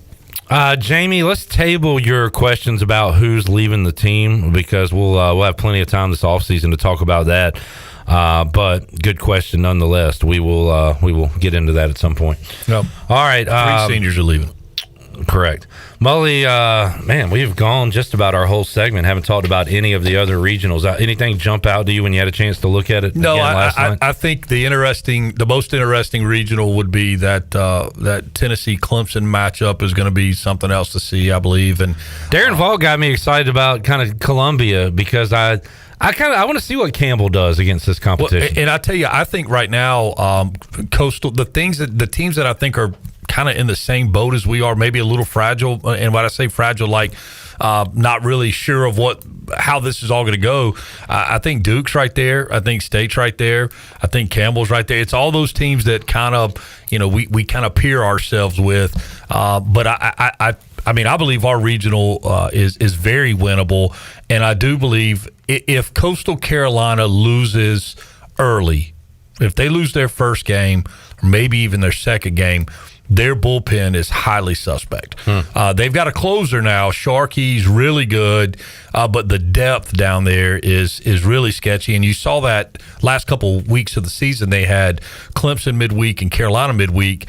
Just got pummeled by Clemson. It just had they had no pitching, zero pitching coming out of a dogfight on the weekend. So, you get into that third game in a row as you're going into that game, and you're Coastal Carolina, it would be a major concern. And that if they have a stumbling block, and again, this isn't the Coastal Carolina team that we saw on the field here last year. They've had some real wholesale changes, and quite frankly have done a great job to pull that team together to have the year they have. I can tell you that coaching staff going into it never would have thought they would have had this level of success, but here they are. So you're saying that Rider game is important, but even that second matchup, whether it be UNC, it doesn't matter. Yeah. So those are going to be interesting things to watch, and it would be it'd be awesome to see obviously the Pirates come out of Charlottesville and whoever come out of Coastal other than Coastal. All right, there's one more thing I wanted to bring up. Chris brought this up on YouTube earlier. Good grief. So I don't have this count official. This is from Chris. I know it's a lot. So Wichita State fires the coach of the year. Have you seen all this today? No. Wichita State, their coach is out, and Chris said 19 at last count players transferring from the Shockers. It is a mass exodus. So I don't, Chris, I think they've probably parted ways, and I've not seen any of this. I'm just going off of just some things that, folks, Lord Hibbs was virtually retired.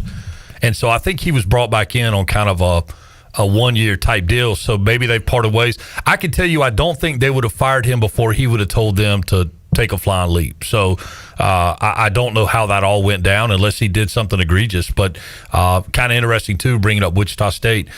Common opponent, Wichita State, Oklahoma. Yeah. Oklahoma did lose 2 games to Wichita State, which I don't know, how much solace we can take in that with our time we spent with Wichita State. So Wichita State AD Kevin Saul says they will conduct a search for a new head baseball coach. Kind of a weird deal. So the what's the name, Mully? Wedge. That went down. Was it like beginning December? of the year? Yeah, January. Yep, so yep. right before the season started. Yeah. So that it's in turmoil. I don't think that's anything more than them trying to get out ahead of, there's obviously jobs opening right now. Right. They want to be in consideration for some of these bigger names that are moving because there is history at Wichita State. It's hard for us to see in a short kind of rear view, but there is history there. You can win there. It's been done before.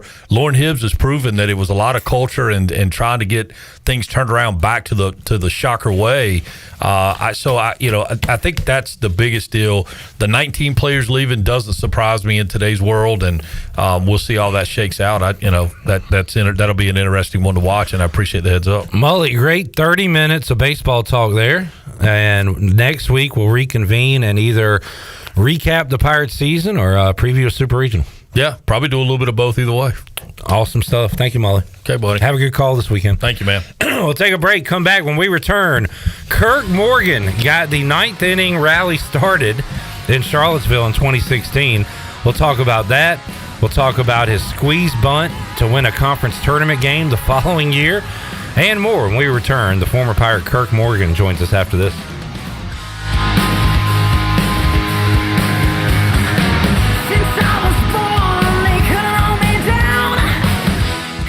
Washington Chrysler Dodge Jeep Ram is your one-stop service shop. It doesn't matter the make or model. If you live in or near Beaufort County, you need to check out the super nice service facility at Washington Chrysler Dodge Jeep Ram. They're open 6 days a week and offer Saturday service from 7 a.m. to 1 p.m. Washington Chrysler Dodge Jeep Ram also takes walk-ins all day, and they specialize in off-road packaging. Washington Off-Road specializes in budget-friendly adventure packages for Jeep, Ram, and all other makes. And if you're in the market for a used car or truck, General Manager Kyle Gaines and his great staff have been stocking up their used car inventory, and they can now offer vehicles from $59.99 and up. New Rams, Jeeps, Chrysler, and Dodge cars, and a terrific used car inventory of all makes and models. The place to go is Washington Chrysler Dodge Jeep Ram on Highway 264 in Washington. Drive a little, save a lot.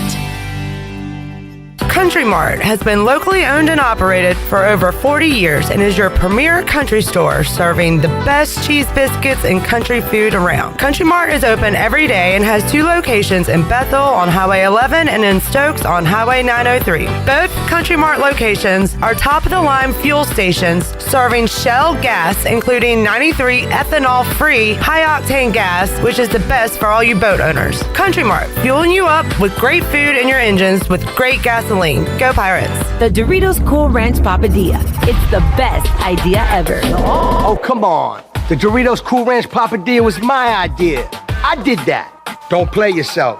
The Doritos Cool Ranch Papadilla. Genius.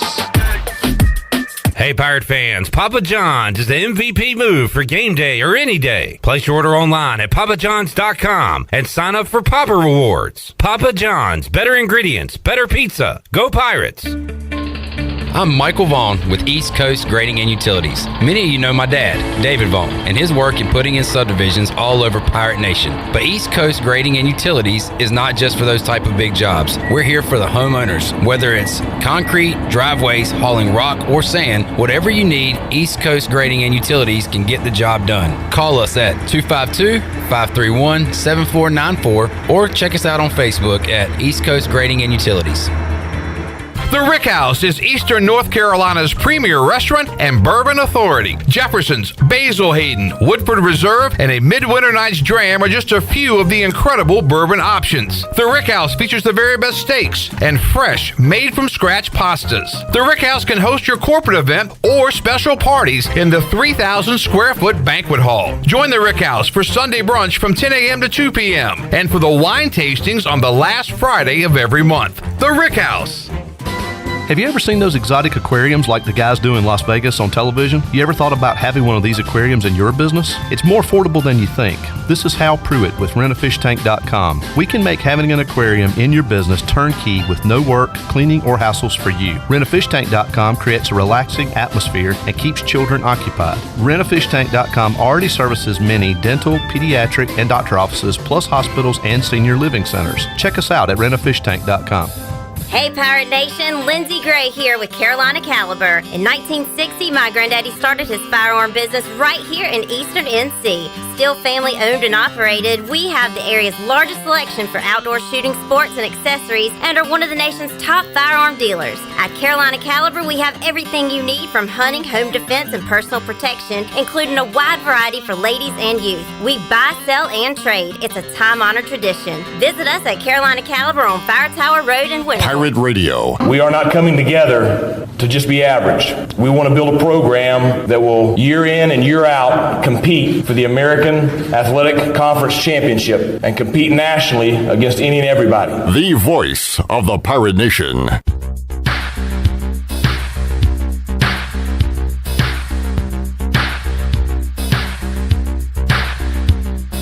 You're listening to Hour 2 of Pirate Radio Live. This hour is brought to you by Country Mart. Country Mart is open every day and has 2 locations, in Bethel on Highway 11 and in Stokes on Highway 903. Country Mart, fueling you up with great food and your engines with great gasoline. Now, back to the show. Welcome back. Greenville Utilities Neighbor to Neighbor program provides help for those who need temporary assistance with their utility costs, and you can make a difference. Your tax-deductible donation can be added to your GUC bill each month, or you can make a one-time donation, and GUC will match all donations up to $20,000 each year. Consider helping a neighbor with GUC's Neighbor to Neighbor program. Now let's head back in to PRL. Here's Clip. All right, I feel like we've accomplished quite a bit during the show already, and we still got a lot more to go. That's going to be the case all week long here on Pirate Radio Live and on Pirate Radio, our social media accounts as well, as we are your Charlottesville regional headquarters. Coming up on Wednesday, we'll talk to our regulars, Ken Watlington. He's fired up for UNCW winning their tournament, making the NCAA regionals. We'll talk about that and the Pirates. Also, Patrick Mason. Along with that, Travis Watkins will join us, as will Eric Ward from Virginia Baseball Marketing, and Ryan McManus to talk some Pirate football. So we are packed for Wednesday. A lot going on Thursday as well. Keep it locked right here to Pirate Radio as we get you ready for the regional. All right. So earlier in the show, we opened up some awesome shirts thanks to Chris.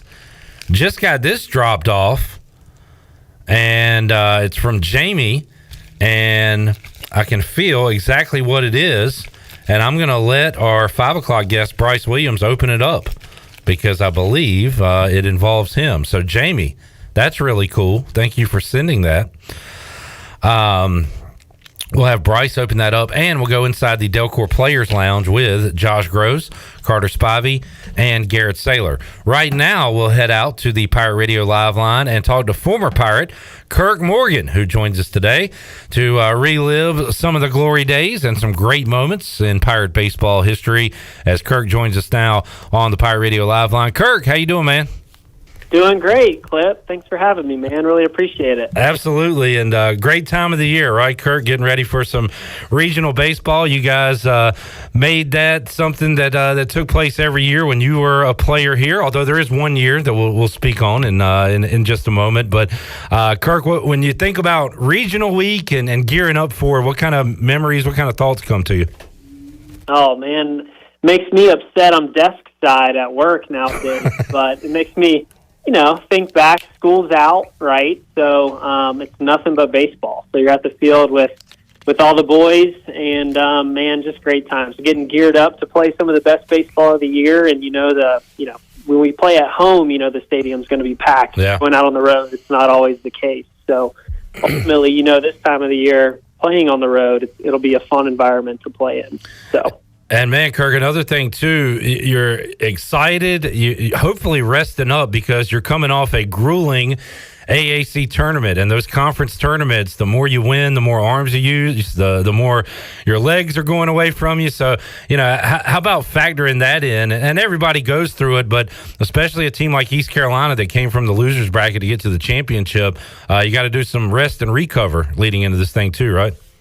Oh, yeah, absolutely. So, you come back from Clearwater, you're a little bit sunburnt, from being down on the beach a little bit, but ultimately, yeah, you'll have some days out there in shorts and taking BP and kind of just getting ready for the week. But ultimately, yeah, I think we all know it comes down to pitching a lot of the time, right? So getting those arms ready. But, man, what a great effort by the guys to come back out and really have it come down to the wire in the championship game after a tough opening loss. But it was fun to watch, and that's just what Pirate baseball is all about, right? Toughness and never giving up, and man, that was just so fun to watch this past week. So looking forward to them boys resting up and watching this weekend. Kirk Morgan joining us on the Pirate Radio Live line. I want to talk about your Charlottesville regional memories, Kirk, but while we're on the topic of a conference championship in Clearwater, when I hear Kirk Morgan and related to Pirate baseball, I think about a specific play. And Kirk, I have a weird sports brain that, like, if you ask me a year and tell me Washington's opponent, I can tell you exactly what happened in the game and where I was at and how many beers I drank. But with this ECU game against USF in the 2017 AAC tournament, the Pirate Radio crew had gone out to a Wood Ducks game. So we all went to the Woodies game. We're following along the ECU game on our phones. We get back to Greenville. I'm driving back to Winterville, and I remember the exact stop sign I was at when Kirk Morgan bunted in the game-winning run, and it was Jorgen that scored. I'm looking it up. I couldn't remember who scored.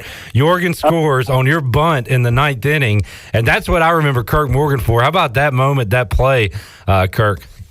Nice. That was a lot of fun, man. And thinking back on it, I can see Charlie sprinting at me to come, give me a big old hug. I'm like, dang, is Chuck going to tackle me or where are we going with this? But I think back to that, I think everybody maybe thought Coach Godwin was crazy because he pinch hit me for Brickhouse with like one out and a guy on third. And everybody's like, what? We're pinch hitting Kirk for, Brick was having a heck of a season. But looking back on that, man, yeah, that was a lot of fun. And of course, senior year, that was before I started my new job. I was starting at the end of that, after graduating. And I remember coming into work, and there's a bunch of ECU grads here at where I work now, and they kind of were like, hey, man, we watched the game that you had the big bunt on. I was like, oh, that's pretty cool. So kind of funneling into the real world stuff, too. But, man, that's a great memory we look back on. And wish we could have finished it out that year and made a regional, but that's still a great time looking back on that. No doubt. And the previous year, of course, East Carolina won the Charlottesville Regional and came so close to getting to the College World Series. But that Charlottesville Regional, I was looking at it. I remembered, Kirk, you had a part in that ninth inning against Virginia, and I didn't realize it until I looked up the play-by-play from the game that you got it going. And refresh my memory here. It said Kirk Morgan pinch hit a single to second base. So was it an infield hit? What was your hit to start the ninth inning against Virginia that year? Man, it was maybe in the ugliest swinging bunt you've ever seen. Clip, I don't know if you remember, but I was not fast.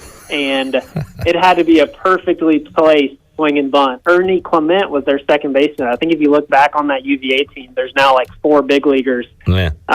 And, Clement plays. I don't know if he's still with the Guardians, but he's been on the roster for those guys a little bit. But I was able to, beat out a swinging bunt. And then, my special role that year was kind of coming in, getting a pinch hit, getting a knock, and then getting pinch ran for immediately. So that was exactly what happened. And, yeah, thinking back on it, I mean, Chuck had a huge hit. Parker had a big double, I think. Yep. And then, of course, I think we all remember Travie going yard to finish it. We'll talk to Travis Watkins coming up on Wednesday's edition of Pirate Radio Live. He finished that special ninth inning that Kirk Morgan got started. And then, Kirk, you celebrate that. You walk it off. You advance. You're in the winner's bracket. 1 win left to go. And you're like, all right, well, Virginia's going to be mad when we see them tomorrow. And then you didn't see Virginia again. I believe, was it William and Mary that knocked him off, Kirk? Yeah, William and Mary. It's funny because we were sitting out on the bus waiting for that game to finish because we played the winner of that game. And we had that game up on the TVs in the bus. And I think it came down to the last inning, but ultimately we're sitting out there and the TVs on the bus were delayed a little bit.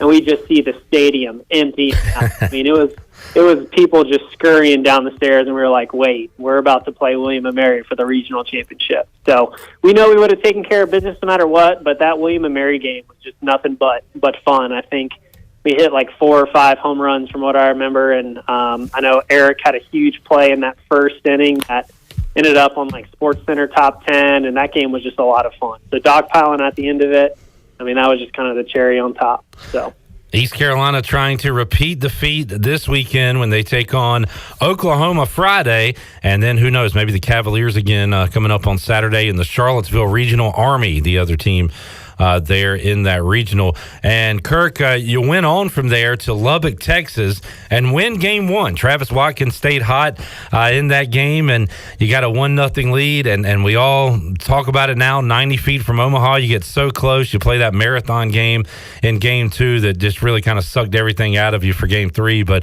man, how about that trip to Lubbock and you guys coming so close there to getting to Omaha? Man, yeah, that was a lot of fun. That atmosphere, I think, was something that we had never experienced. We play at home and a lot of things like that, and it's amazing. But just I'll never forget how loud it was in that stadium. It's just a whole different super regional feel to it. And you mentioned some big hits I had, Clip, but one AB and things that pop into my mind too is I came up in Texas that second game.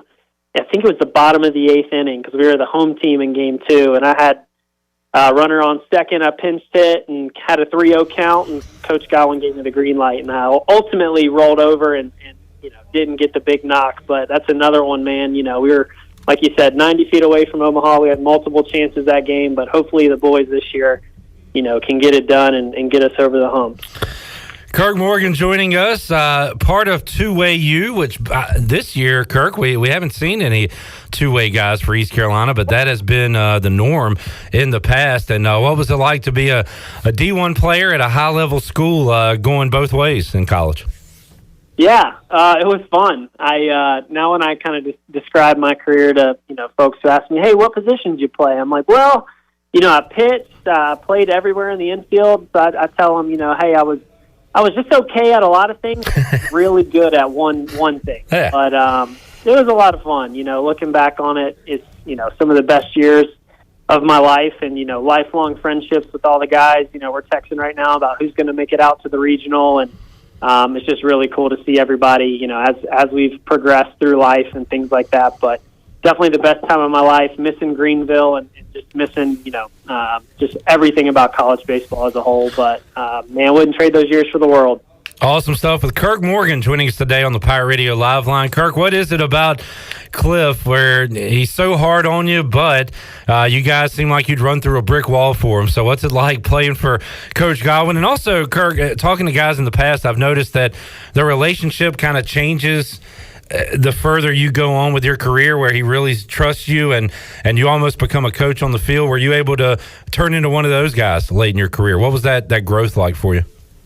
Yeah, I think, the first part is, that Coach Godwin would also run through a brick wall for you, right? I think ultimately, he'd do anything for you, and it's hard work to be a part of the Pirate baseball program, but it's well worth it. And so ultimately, when you know that, he would do anything for you, you're going to give that right back. So, and then I think, the coach on the field deal, right? I think, with our class, we had 10 seniors, so we essentially had 10 coaches on and off the field. But, you get to know the system. I'm I'm watching games now, and I'm like, here comes a hit and run, here comes the slash, or whatever it may be. It's like you build that camaraderie for a certain number of years. You kind of get to know the style and the play, and then Coach Godwin, of course, will trust you with anything and everything through the hard work, through the hard times, just growing together. So. Talking to Kirk Morgan, it's awesome catching up with you guys, Kirk, seeing what you're doing these days. And we had Bryce Harmon on not that long ago because I actually saw Bryce at an ECU game. He was doing some scouting for the Philadelphia Phillies. And I wasn't part of the team. I just knew Bryce kind of looking from the outside looking in. And I thought he might become like a professional bouncer or a bull. I don't know what I thought he'd be, but I didn't see professional baseball scout. But, man, he's turned himself into quite a rising star in that field, and that was really cool to see, cool to talk to him about. Yeah, it is really cool. I don't know about bouncer. Bryce definitely knows his fair share of bouncers. I don't know if he'd want to be one. Yeah, he seems to be doing great. It's cool to catch up with him. I was watching the Braves-Phillies game the other night. Yeah. Jeff Hoffman was on the mound. Yeah. And, just texting with Bryce a little bit about Jeff, and just cool to see, we're all like, Bryce, baseball, that's what you're going to be doing forever. What you're going to do with it, whether it's coach or high school coach, middle school coach, but ultimately, he's doing it at the highest level, being a scout over there for those guys. So good to see that. Sounds like he's really into it and going to have a big, bright future with that. Well, Kirk, you said you wouldn't be able to make it to Charlottesville, unfortunately, but you're going to be logged into some Pirate baseball this weekend? Absolutely. Glad we got the night game. Yeah. The night game on Friday night, some would argue the first game of the regional is the most important, get into that winner's bracket. But hell yeah, man, excited to watch the boys play. And I know Pirate Nation's going to take over. I don't even know the name of their stadium, but it doesn't matter. We might as well call it Keith LeClaire. But it's going to be fun to watch, and those guys, I know they're going to be ready to go. So it'll be fun to watch. Excited for it. Kirk, great catching up and talking some baseball with you, man. Good luck to you in your life in the professional world, and we'll catch up with you again down the road and talk more baseball with you, man. Sounds good, Clip. I appreciate it. Thank you so much. Thank you, Kirk. Kirk Morgan joining us today on Pirate Radio Live. He set the table in the ninth inning of the 2016 Charlottesville Regional, and Travis Watkins cleaned it all up. If you hear that on your radio, that is Bryce Williams moseying down the hallways. He is ready to go. The early bird gets the worm. Let's take a break, come back, wrap up hour 2, get you set for a big hour number 3. We got Bryce Williams. We got the Delcor Players Lounge with Spivey, Groves, and Sailor. It's all ahead. Pirate Radio Live. You can get your questions in for the guys. More to go when we return after this. Why? Safety. Dance.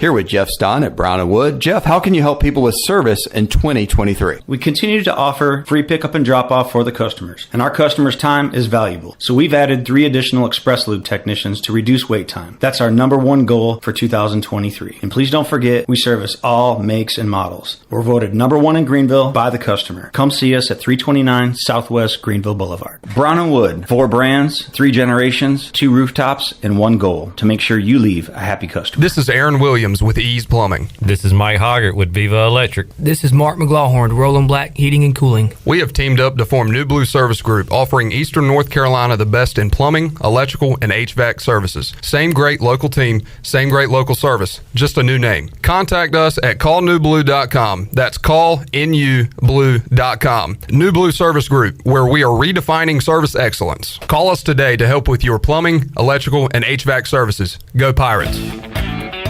Some things just go together. That's why Bojangles and Appalachian Mountain Brewery have partnered to brew the tasty beverage we didn't know we've been waiting for. Bojangles Hard Sweet Tea. Bojangles Hard Sweet Tea is perfect for entertaining, enjoying on vacation, tailgating, and any occasion when you want to bring the fun. It's always been Bo time, and now it's brew time. Pick up Bojangles Hard Sweet Tea today at your favorite local retailer. Proudly distributed by Carolina Eagle Distributing, supporting the Pirate Nation since 1989.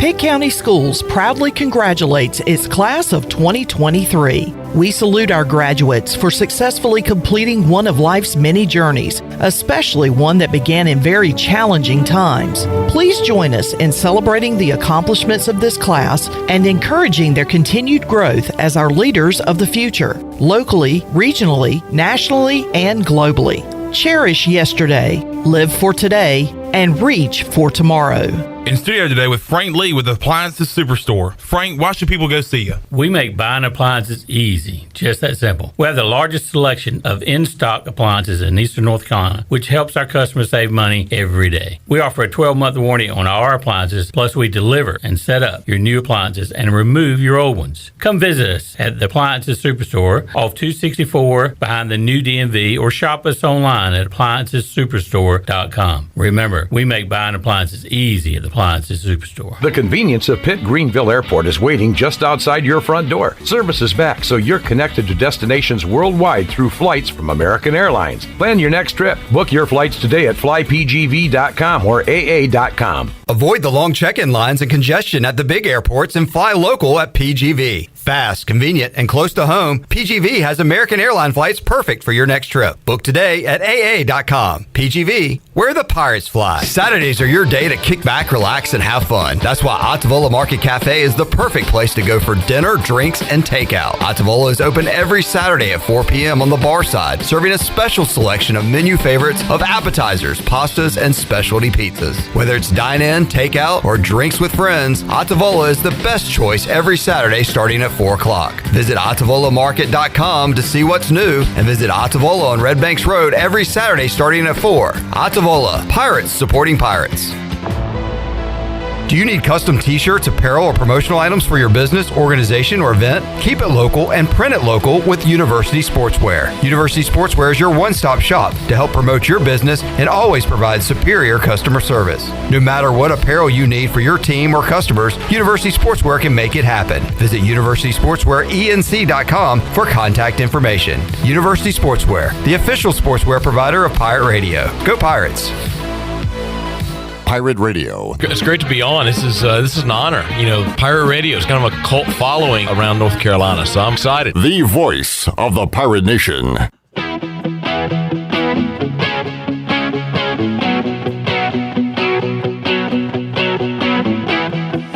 You're listening to Hour 2 of Pirate Radio Live. This hour is brought to you by Country Mart. Country Mart is open every day and has 2 locations, in Bethel on Highway 11 and in Stokes on Highway 903. Country Mart, fueling you up with great food and your engines with great gasoline. Now, back to the show. Welcome back. Be sure to check out David Price Construction for all of your commercial or custom residential renovation and building needs. Run by ECU alumni, David Price Construction specializes in commercial projects, maintenance on facilities, and large-scale residential renovations and additions.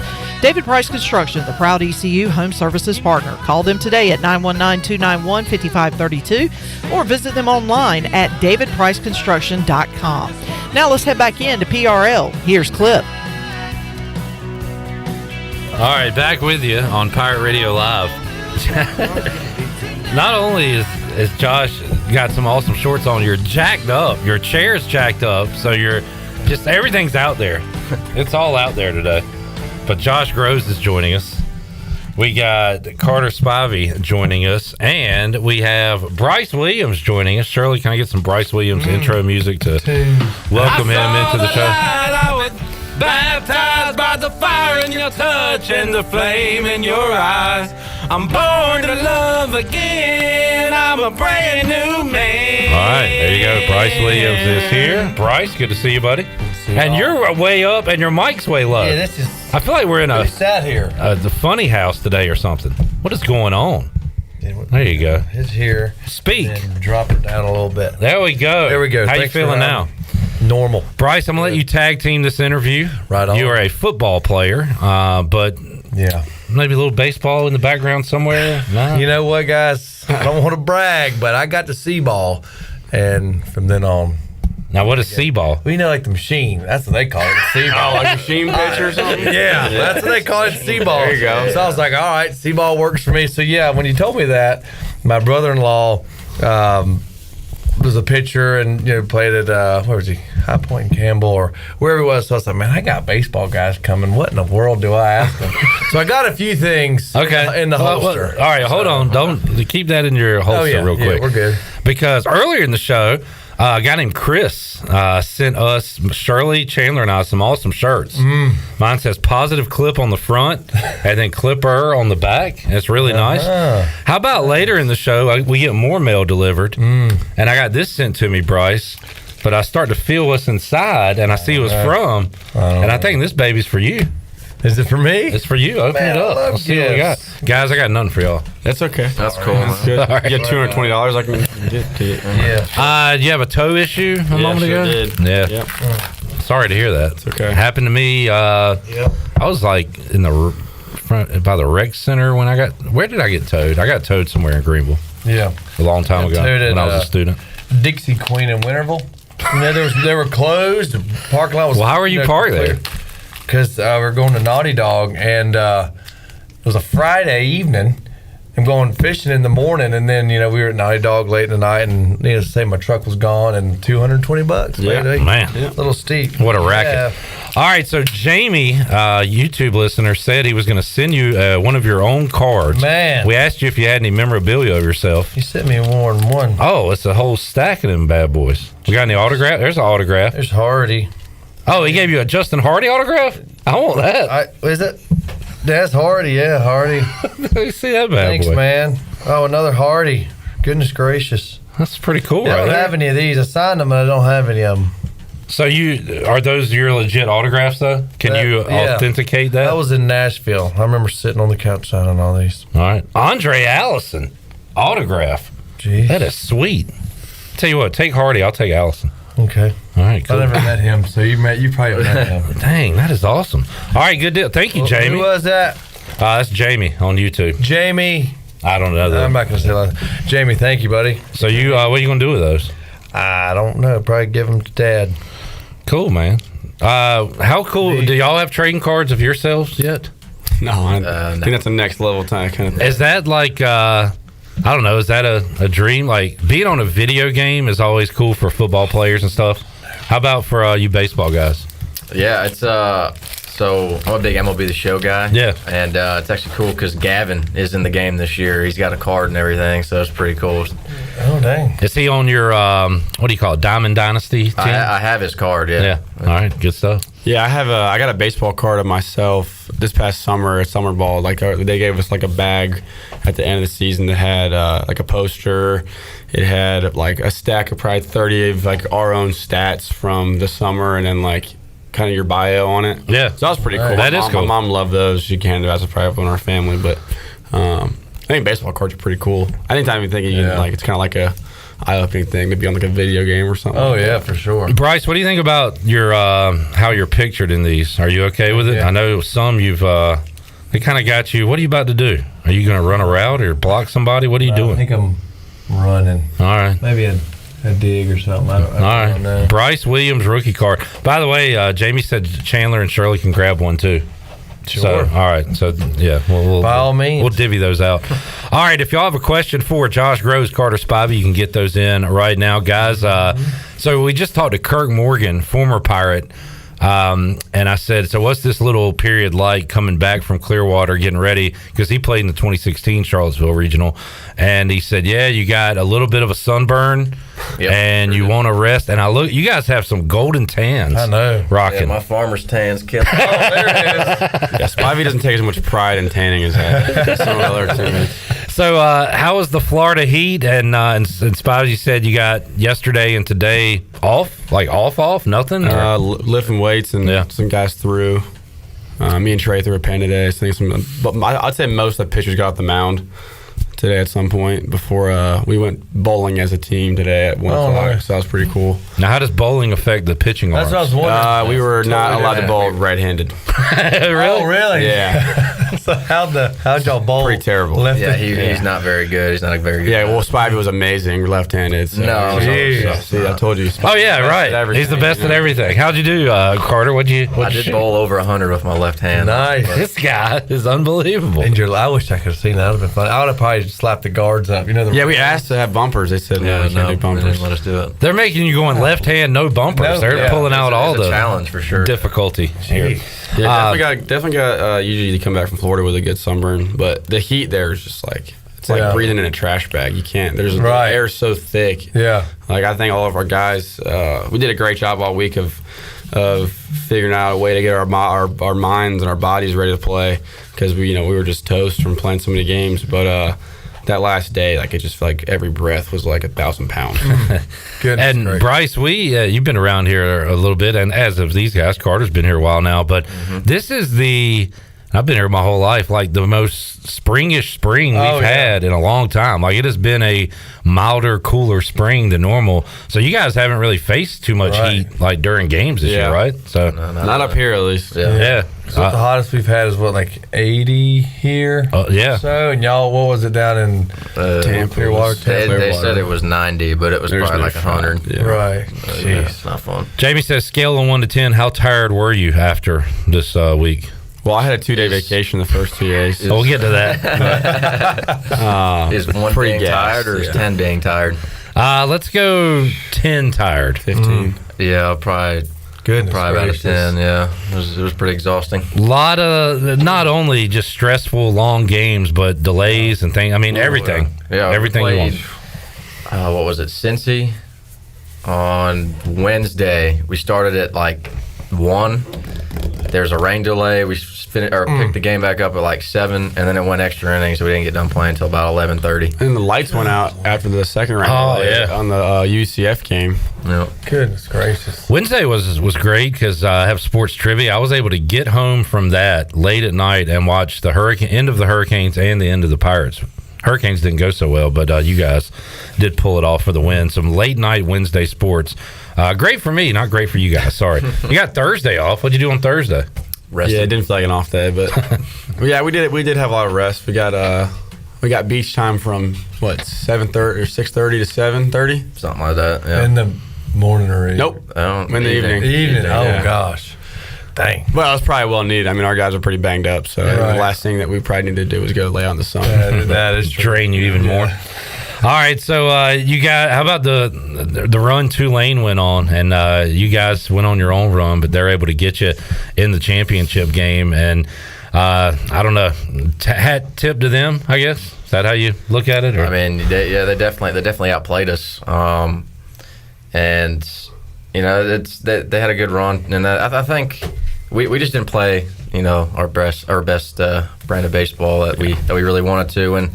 Exhaustion was probably a pretty big factor, but at the end of the day, we still got to execute, and we didn't really do it, and we lost. Yeah, I felt like there were a lot of points early on in the game where we could have capitalized more on, guys on base or, putting guys away with 2 outs, or at some point throughout the game. Then they got the hit and made the pitch when they needed to, and we just didn't seem like we did throughout the whole game. So good for them. I mean, I don't really have a lot to say. Like they're 19 and 40, so yeah, go if you can make a regional doing that, then you go play the lottery, Yeah. So Josh Gross, Carter Spivey joining us. Josh, we were sitting at this table with your boy Dave K watching the game on Friday. That was pretty cool to see, and once again another marathon game for you guys with all that went on that game. There's no way he was there the whole time, right? We left after Hoover's hit and the rain delay started. Okay. And we had to bounce out of here. That's a long time to sit right there. I didn't want to hold him captive. I wanted to let him get out of here. So Dave's a man. It was a lot of fun to watch it with him. 4 1/3 for you, 8 hits, 3 runs, 5 Ks, 1 walk. That's good. We like that number. What did you think of your performance there? I thought it was good. I thought it was the one of the better performances I've had, at least in the last 3 or 4 weeks. Which was good, especially going into the postseason. I felt good. I mean, I don't feel like I pitched like I gave up 8 hits. A lot of those hits were just, what me and Spike like to call the old infield single, or I would love those little shift beater or little cap shot, duck fart in the right field. But I thought I felt good. I thought I had all 4 pitches working, and I wish I could have gone a little more, just because I was, at the time when I pitched, I was the only guy that was really fresh. Everyone else had thrown at some point, so I was hoping to eat up some more innings to give the bullpen a little more break. But I went as long as they allowed me to go. Carter, you picked up the win in the, what was that, Cincinnati? There's so many games. Yeah, Cincinnati game. 1 2/3, 3 strikeouts for you, 1 walk, nothing allowed as far as hits and runs go. So multiple appearances down in Florida. How you holding up right now? I'm hanging on. The old man, you still got more left in the tank for Charlottesville? I got plenty more left in the tank. You don't need to worry about that. I love how, and we saw Trey Savage come in relief. We saw Garrett Saylor make a monster start. We'll talk to him coming up in a little bit. And Carter, you've seen both roles. Josh, you've been a reliever in the past, starter this year. So you guys have to adapt, right, to what's going on. And that's huge for you to get your mind right and obviously get the arm right, Carter, for those situations. I mean, at this point in the year, it's about winning. It doesn't really matter how you do it. You just got to win. And I think Trey this past week was the embodiment of that. He's been starting all year, and then we needed him because the bullpen's gassed, and he's coming in and throwing like 5 innings out of the pen or whatever it was, and shoving. And then also Saylor on what was that, Saturday morning? First game. Yep. And again, bullpen is gassed, and he goes out there and gives us 8 innings. Like, we couldn't have asked for anything more than that. And that was the best I think I've ever seen him pitch. Carter Spivey, Josh Gross joining us. No need to delay it anymore. People are asking about it. All right, so Jacob Starling hits a home run. He's on his way to the dugout. He is met by his teammates and met by Josh Gross, who is holding something in his hand, and you feed that item to Jacob Starling. Let's clear it all up here. Well, can I tell you what the official report says? The official umpire report? Please. Yeah. The official umpire report, JJ McLam showed me this, says that I grabbed a handful of lunch meat and shoved it down my teammate's throat. God, it makes it sound Two so things much on worse. that. Yeah. One thing, who just walks around with lunch meat? Right. Where did you get said Also, lunch meat? I mean, that's pretty violent. Like, I propped his mouth open and hunger striked some lunch meat down his throat. Like, that's impressive. They were trying to justify that, weren't they? I mean, goodness gracious. Yeah. Shove down the throat. All right. So a lot of speculation, a lot of rumors, and what's going on. I'll just yes or no questions here. Was it a hot dog? Nope. Was it a PB&J? Sure wasn't. Bryce, you have any? Yes. Was it a barbecue sandwich? I wish. Chicken sandwich. Would you have shared the barbecue sandwich or had that for yourself? No, you don't share that. Was it a submarine sandwich? Submarine. A sub? Yes. Okay, yeah. It was a Jersey Mike club sub number 8. Number 8. There you go, folks. There you have There's it. about a half a bite or bag and a half left. Now, before we get... Yeah. Well, I'm curious, how do you... Because, we never got Jersey Mike's on the sub sides. I'm kind of jealous. How do y'all get... Does that like cater to y'all in the game? So what we do a lot of times if we play like one of those noonish games where you don't really eat lunch, they'll either get like a smoothie, like Smoothie King or something to sip on the dugout, or they'll bring in like Jimmy John's or Jersey Mike's, just like the little sad subs. You can just eat one before the game starts. Super jealous of that. I don't think we even got anything on the sidelines. We just kind of Gatorade, waited until halftime. Couple of Advil. Football gets some pretty crazy stuff now. You should just go back for a game day. I know, golly, I've been able to venture through the players' lounge, and I'm very jealous of what snacks they have. Gaining weight now would not have been as difficult as it was when I was there, but. Yeah, Jersey Mike's Smoothie King, that's good stuff. We get fed pretty good. There's nothing to complain about. Yeah. Speaking of the Players Lounge, you are tuned into the Delcor Players Lounge right now with Josh Groves and Carter Spivey. So you feed Starling. Now, the rule is no props on the field.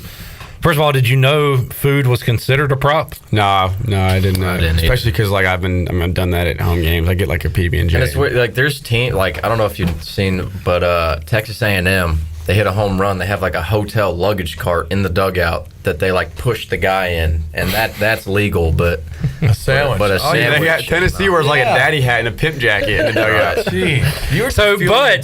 But it's not on the field. Correct. Right, so you got to do that stuff in the. Did you know? So you weren't even thinking like, I'm gonna get away with this. You're no, like, I wasn't like trying to scheme. I was like, just get this guy a sandwich. Right, give the man like a water bottle. Right, that's what I was thinking. Like if I were to grab a Gatorade bottle and squirt of water in his mouth, is that like God forbid the guy gets a drink of water after running around the bases? Right, he's just refueling his team. And the 100-mile. Here's the craziest part. 100-degree heat is we're trying to figure out like.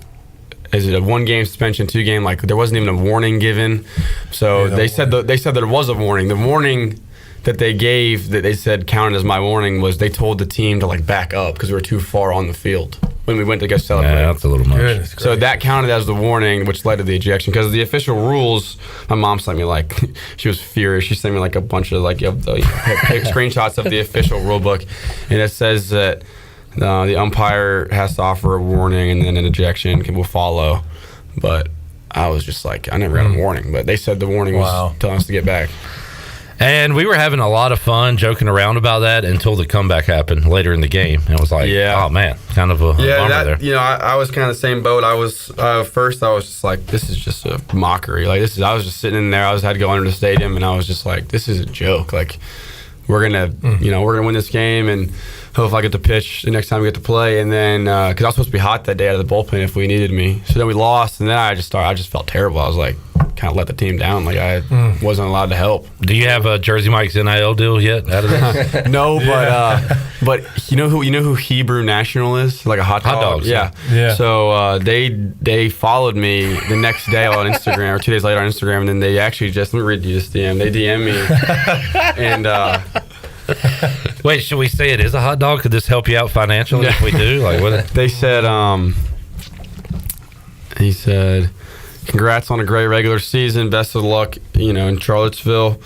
So we have to ask, after all the stories we saw last week's games with a sandwich or a hot dog, we see headlines claiming it's both, and we're dying to know. So I was like, thanks for the congratulatory wishes. Hate to break it to you, but it was in fact a sandwich.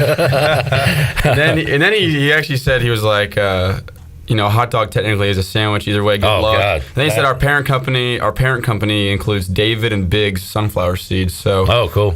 If you want some sunflower seeds, let me know. Nice. So I gave my address. So hopefully get some sunflower seeds. There we go. Jamie says, no pun intended, did Cliff chew him out for it? Did you get in trouble at all? I think that he was as shocked as everyone else was. He was like, because when he told me they met with him and he looked at me in the dugout, and my first initial thought was like, are they going to take Starling out of the game? Like, are they going to eject him? Oh, wow. He had the because he was the eater. Are they going to take us home, run away? And then it's like me getting tossed was the last thing on my mind. And Coach looks at me, he's like, Josh, you've been ejected. And I was like, what? Wow. And so, yeah, I think he was mad that obviously I did that and I put myself in that situation. Right. But, I don't think he really knew what to do in that moment because it was such an outrageous thing to eject someone for. So while Spivey was picking up the win Wednesday, where were you? Were you allowed to be in the dugout? No, I couldn't be in the dugout. I had to be back under. There's like a little cafeteria where the... Had you locked in behind bars? Wow. Yeah. Man, what a rebel. I know. And now you're getting your car towed? I know. No, this guy just bends the rules whenever he wants to. Yeah, really? Yeah. It's like the world's out to get me here. First I got an umpire that really hates Jersey Mike's. And now I got a Tuesday warrior towing cars in an empty parking lot. You know what's funny? I saw a guy, a little short, kind of chubby guy. He was looking at your car going like this. Like, was it the ump? It might have been him. Wow. Like we figured it out. Yeah. Bryce, I want you to give some hard-hitting baseball questions to the pitchers here. What you got? Hard hitters? My brother. Well, how about some soft contact then? Because we are talking to pitchers. We don't want hard hitting. I mean, I guess a few things. It's just this is off of what my brother-in-law sent me. All right. And if it's true or not, or if it is, who, I guess y'all are righties that I've been informed of. But that left-handed pitchers are typically a little strange or odd. Yeah, screw loose. Yeah. They have a screw loose, so that is correct. So is there anyone who 100% fit? Okay, well, I'm glad to know that is true. Anyone that sort of fits that category? Eric Ritchie. Yeah, Eric Ritchie to a T. Wow. We got 2 left-handed pitchers on our team. They're both a little weird, and they're both odd in their own different ways. Wow. But Eric Ritchie, like that he's guy, like a goofball kind of nut, just no filter. I'm trying to think of like his player comp. Dude, I don't even know. Player That's comp. funny. Like who's he similar to? What do you mean? Like, what do you mean? What do I? If you had to compare Eric Ritchie to somebody else, who like who though? Like a major league player? No, just like a comedian or something. His comedic styles. What does it remind you of? Who? Good question, Bryce. We got the guys thinking. I don't know. D-Ray had an actor, but I forget his name. I forget his name. What's he They in? look like just like him. I don't.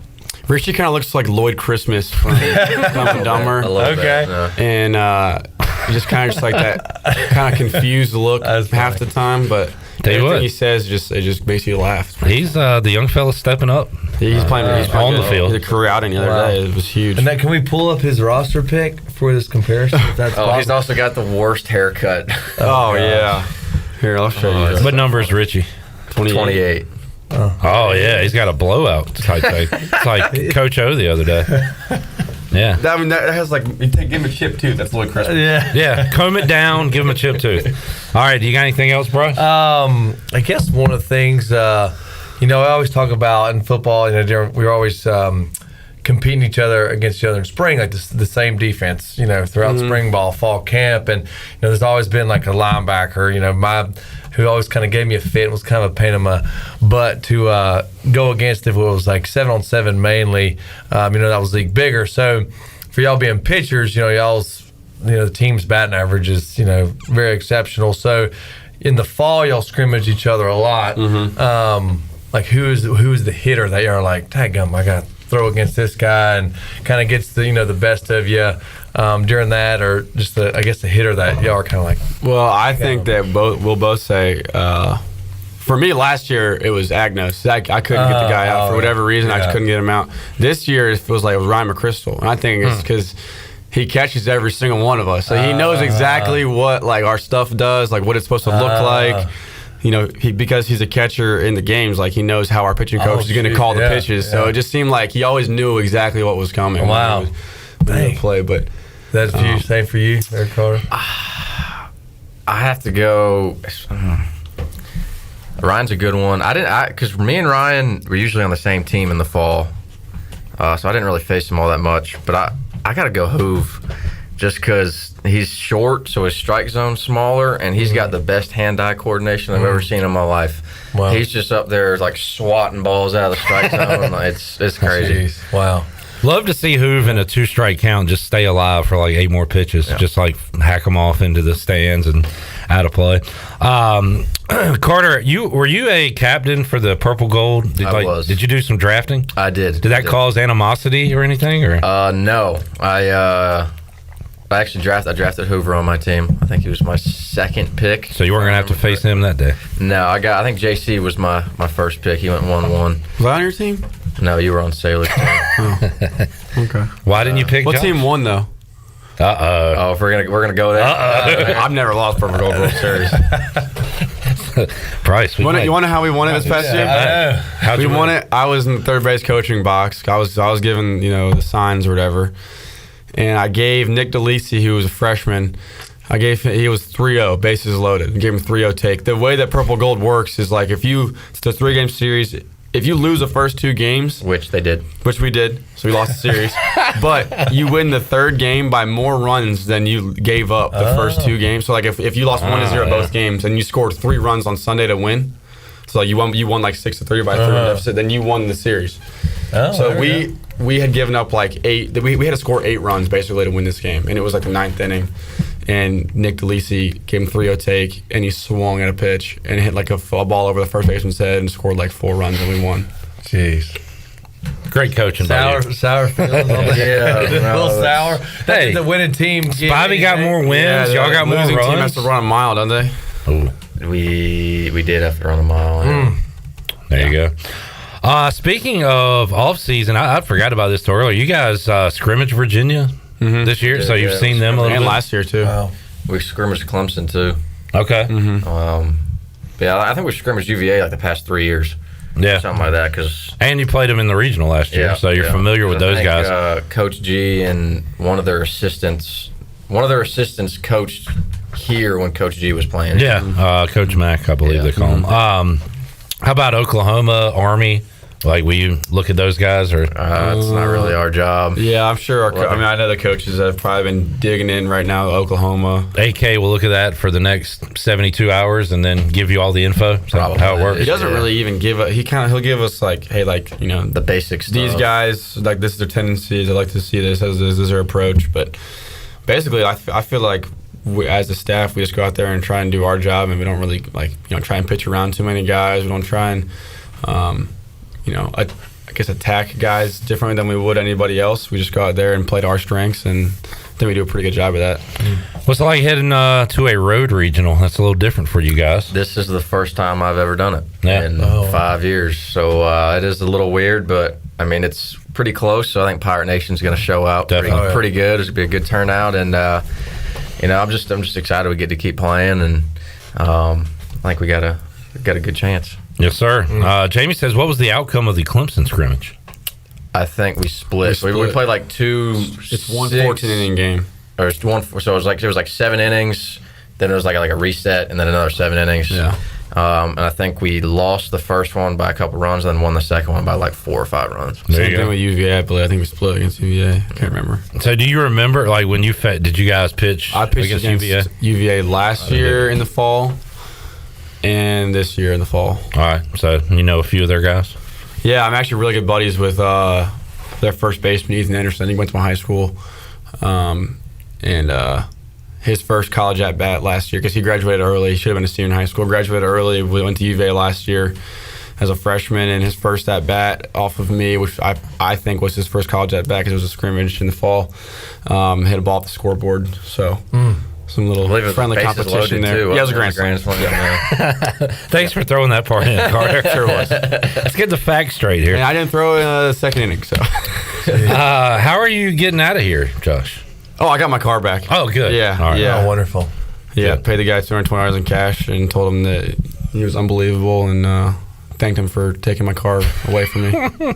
You didn't parking lot. You didn't park out here, did you? Sure did. Oh no. Yeah, I Forgot to tell you. No, you're good.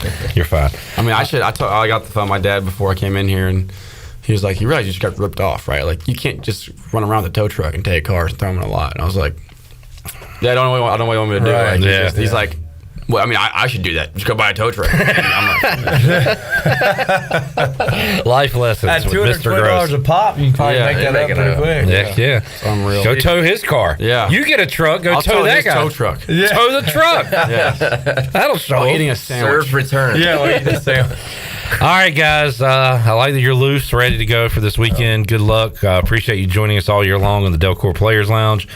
Josh, no more feeding folks on the field. Yeah, I'm going to sit at the next time there's a home run celebration, we're just going to tie his hands behind his back. I gave someone an air sandwich yesterday, the other day, just like this. Oh, God. You could do that in spite. There's no prop, man. No. Well, my hand is a prop, I guess. Yeah, they'd probably try and make it that way. Carter, appreciate it, man. Good luck this weekend, and we'll talk to you guys down the road. Sounds good. Thanks for having us. All right, Garrett Saylor is warming up. He will join us when we return on Pirate Radio Live. Got Garrett and more with Bryce Williams. You guys hunt or fish or anything? I like to fish. Yeah. You do talk to the guy over here. You ever been skeet shooting here? There's a really good skeet shooting range in Washington. I've never been. I have like family land that I've gone to, but I've never done like the courses. We just do it at the land. But I enjoy shooting some guns. It's fun, yeah. Bryce and Josh shooting skeet could be a good video. We can do it. All right, there you go. All right, thanks, fellas. We'll take a time out, come back. Garrett Saylor joins us after these words.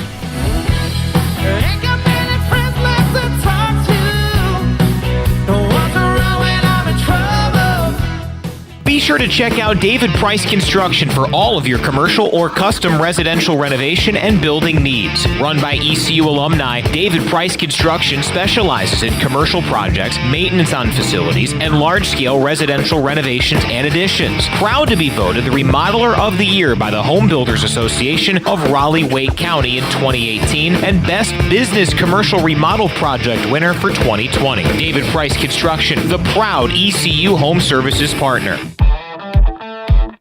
With over 30 locations across North Carolina and southeastern Virginia, Quality Equipment is your local John Deere dealer, where you'll find everything you need for your next project. Our complete lineup of John Deere lawn and garden, agricultural, and commercial worksite equipment comes with years of experience, expertise, and dedication. We know what it takes to get it done right. Stop by today or visit us online at qualityequip.com. Familia is your go-to spot for the best Italian dishes around, including pizzas, pastas, salads, and homemade desserts. That's Familia. Enjoy half-off wine night on Wednesdays, $3 drafts on Thursdays, or get a pizza of the week for just $12. That's Familia. Place your order online or call 689-6330, and Familia will have your order ready in their drive-thru window for pickup. That's Familia. Clip, really? Oh, sorry. Familia on Fire Tower Road in Winterville near Pitt Community College. You've had your new computer a few years now, but lately it's been running super slow, acting strange, and you're worried about viruses and losing data. This is driving me mad! Let the experts at University PC Care in Greenville and New Bern professionally diagnose your Mac or PC to see what's really going on. They'll determine the root cause and not just symptoms, so you don't waste money fixing the wrong issues. Call 252-558-1280 for in-store or remote service, or make an appointment online at universitypccare.com. And then it was Tuesday! We're here for the booty. Party? Pirate Water is here. Go to drinkpiratewater.com to find pirate water in a location near you. We're going plankton! Pirate Water is here. 21 and older, please drink responsibly.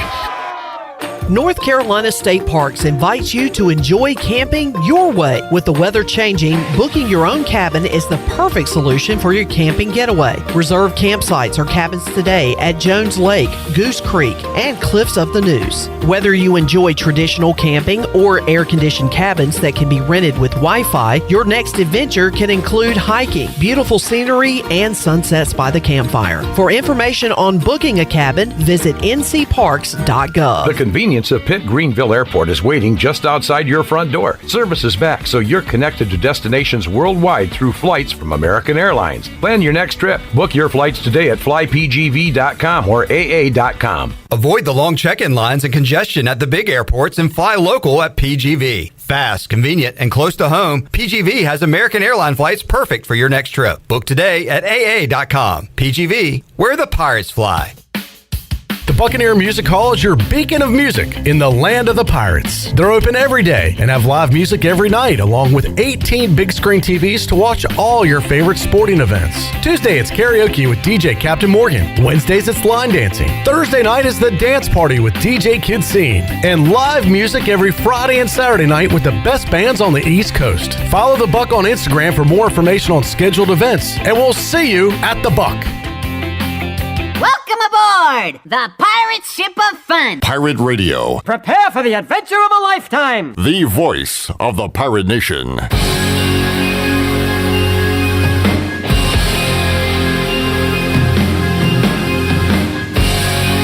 You're listening to Hour 3 of Pirate Radio Live. This hour of PRL is brought to you by Bud Light, reminding pirate fans to stay in the game and drink responsibly. Bud Light, the official beer of the ECU Pirates, and proudly distributed by Carolina Eagle Distributing since 1989. Now, back to the show. Welcome back. Carolina Caliber has the area's largest selection for outdoor shooting sports and accessories and is one of the top firearm dealers anywhere.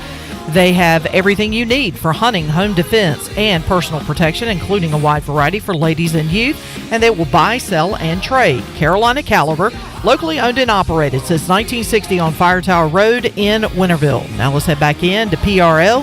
Here's your host, Clip Brock.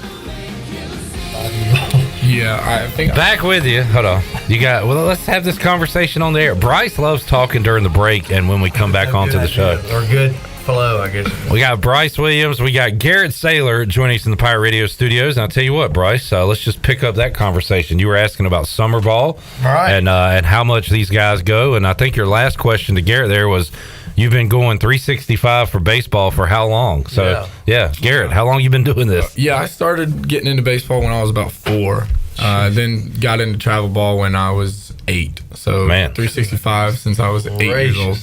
Yeah. What is there any type of break? Like, is a month, 2 weeks, no break? You always got your winter break because it's too cold to play outside. So we'll have that winter break, and then after the season each year you'll have a little bit of a break, a couple week break, and then you getting to summer ball, or in high school it's travel ball. So wow. So that is from 4 years old, but from 8 years old, basically playing year round. Did you just have your best pitching performance ever in all those years? Your last outing? I think so. That's definitely my career long, like ever, like since I even started with innings pitch. Because I mean, in high school you only go 7 innings. So Bryce, how about this? So East Carolina, they're going through the tournament. Arms are getting tired. They're using everybody, and they need Garrett to go out there, eat some innings. He goes 8 innings, 2 hits, 1 run, 6 strikeouts. Just a heroic effort. And you knew the situation, Garrett, but did Coach Godwin, AK, talk to you before the game about we need you to eat some innings here? Nah, I mean, the goal for it was just to get a start, like go out there, throw 1 inning at a time. Like if I go back out, I go back out. But I never thought it was going to go into 8 innings, and then they let me go back out for the 9th. But I guess what I think's, I meant to ask sort of these two guys, but we were on different subjects, which is good. I kind of saved it, like, in football, you're in the zone, you're flowing, like catching the ball is just like, it's like you're just not even thinking, it's just coming. In that situation, or did you just feel like, what are you focused on? Is it just sort of happening, each pitch, or like how are you feeling in that? I guess you would say the zone, but yeah, I was locked in because it was an early morning game. So, and we had just played like a long game the day before, or like a couple days before. So we were gonna do a show and go. So no batting practice for the game, no in and out. So I was locked from the moment I woke up. Wow. And then it kind of just carried from there. Yeah. I was just in the zone. I had everything working for me that day. Yeah. So. Nothing's feeling, the arms not getting tired. You just doing it. Yeah, I mean, it was like that 7th inning where my arms started getting tired. Like I could feel it. And then it was just like a clock just switched in my head. Like I got to turn it on now. Right. So, and I kept going. Dang. 112 pitches. Bryce. I was about to ask. I was like, how many pitches is that at?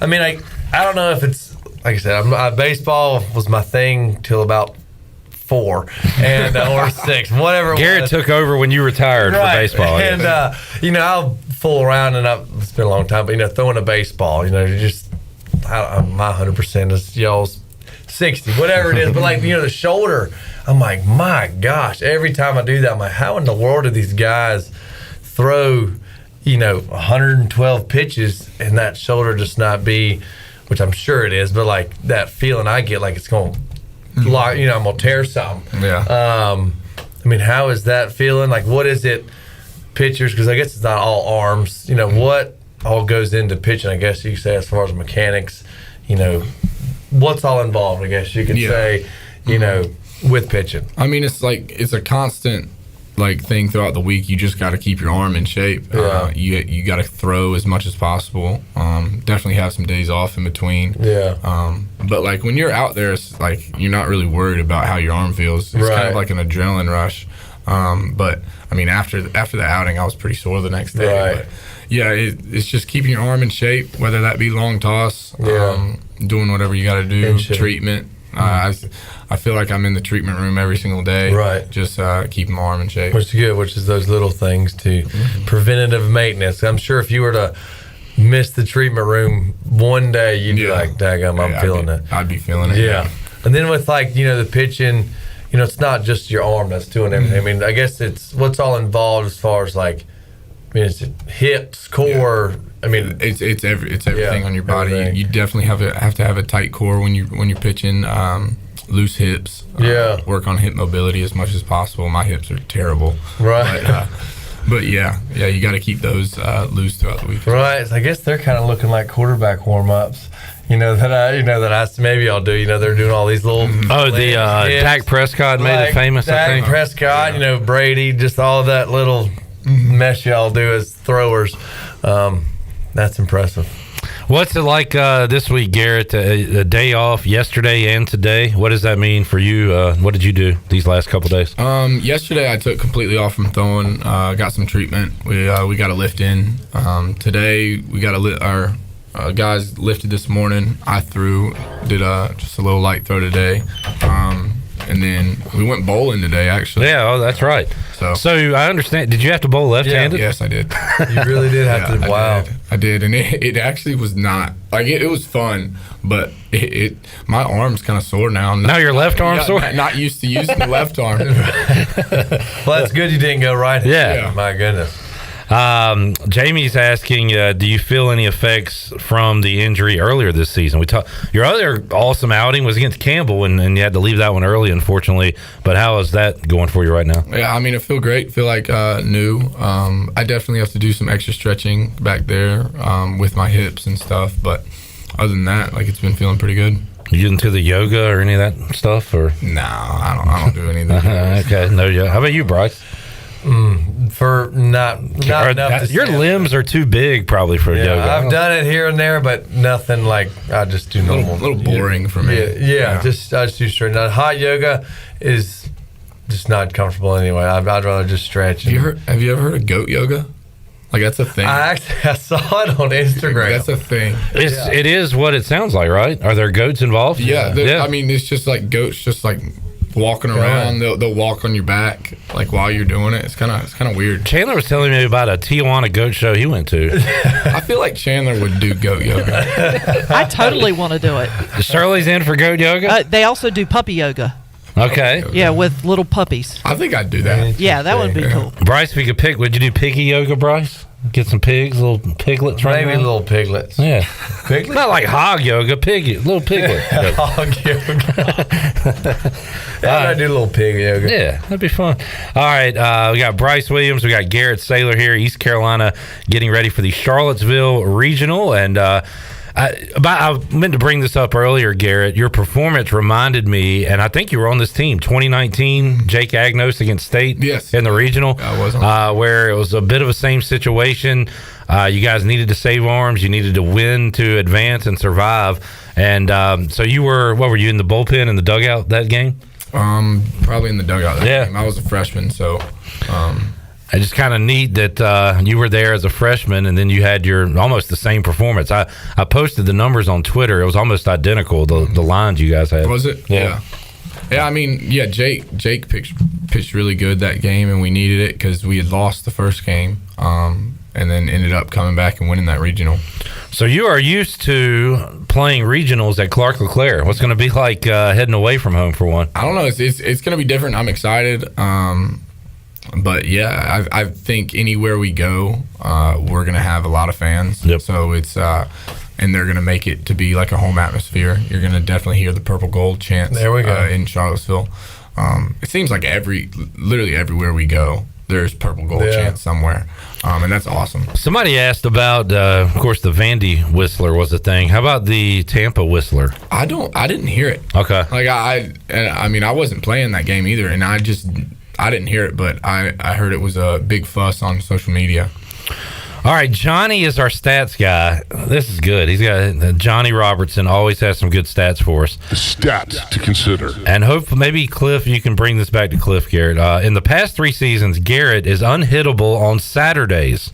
In 18 appearances, he is 6-0, 2 saves, ERA of 1.69, a WHIP of 0.89, has never allowed more than 4 base runners. Now, Johnny, is that true? Does that sound true to you? I don't know. But are you Mr. Saturday? I think I just need to pitch on Saturday. don't let me pitch any other days. No. Garrett, warm up. Wait, what day is it? Yeah. Now, what is a WHIP? That threw me off. Walk hits per innings pitched. Mm-hmm. You want that WHIP low. Mm-hmm. Yeah. How's your WHIP? Getting lower. I can. Getting lower by the day. Amazing numbers there on Saturdays. Great stat, Johnny, if it's true. You know what? I'm going to say it's true. Johnny on the spot. Yes, sir. How about, Garrett, when are you going to throw this weekend? Have you talked about that yet? No, we haven't talked about it. I'm assuming I'll be ready to go on Friday if they need me. But if I get the chance to start, I'll start. And but I'll just go in anytime they need me to go in. I thought it was awesome that we see Trey Savage, kind of the big starter guy. He has to come in relief and help you guys. Garrett's been so good out of the bullpen. You have to start to help the team. Like right now, it's whatever necessary, right? Yeah, and it's awesome that we have like guys like that can go into any role in any situation. And our pitching staff's so deep this year that like any guy can do that. It definitely wasn't the plan this week to have Trey go 5 innings out of the bullpen. It was just plan to just go 1 and then start that first game. We've got the pitching staff for it. Gary, we talked to you, and I don't really know you outside of here, but you seem to be a mild-mannered, pretty type of guy. Sure. You show some emotion at times on the coming off the mound. We like that. Nothing like Landon Ginn. That guy's a wild man. Goodness gracious! Like he was a little scary. I've made it like those videos. His arm lengths are like they're small. So it looks. I told him he looks like a T-Rex. Last year it was Terwilliger. This year it's Ginn. The guys who have that energy, I guess, coming off. Yeah. But you show I like your emotion when you come in after a strikeout to end the inning. Yeah, I mean you get that big strikeout. I think I have the emotion in the 7th inning. Like I'm getting tired. I get that big strikeout to end the inning, and it just comes over me, and I just let it out. There we go. All right, you got a question. We're going to let Garrett go here in a moment. Jacob Hoover says, "G baby, I love you, stud." That is Lane Hoover's brother. Okay. Love you too, Jacob.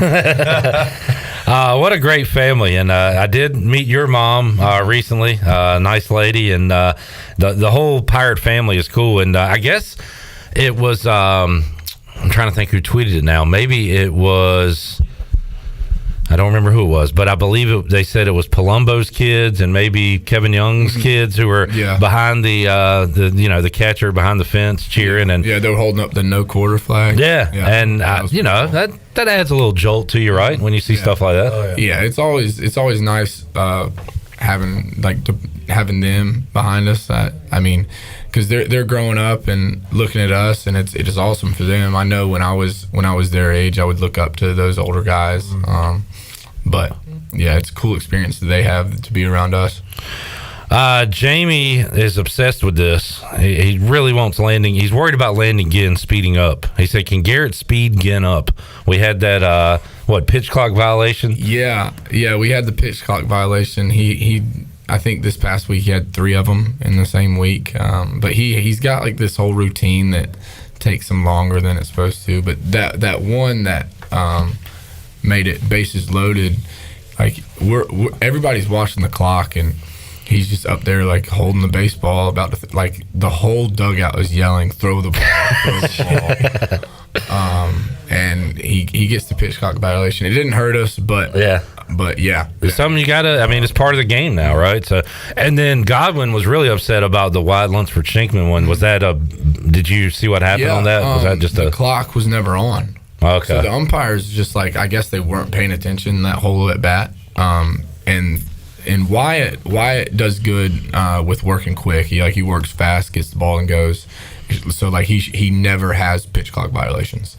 And the umpire, I guess, saw the clock was run down and called it, but the clock had never started. Yeah, it never came on because there was like 3 parts at the field that had the clock, and it just never came on. Garrett Saylor joining us. We'll let you run, Garrett. Are you into you an outdoorsman, hunting, fishing, any of that?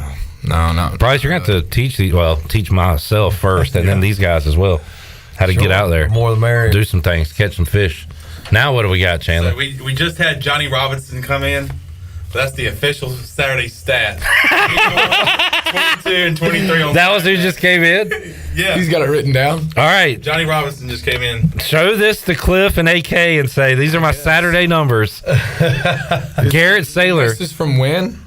Like dating back? The 21 and then their 22 season. And okay, I see it now. Wow. Mr. Saturday, Garrett Saylor. Give him the ball on Saturday. Yeah, that's right. That's pretty cool. Saturdays are for the Sailors. Yeah.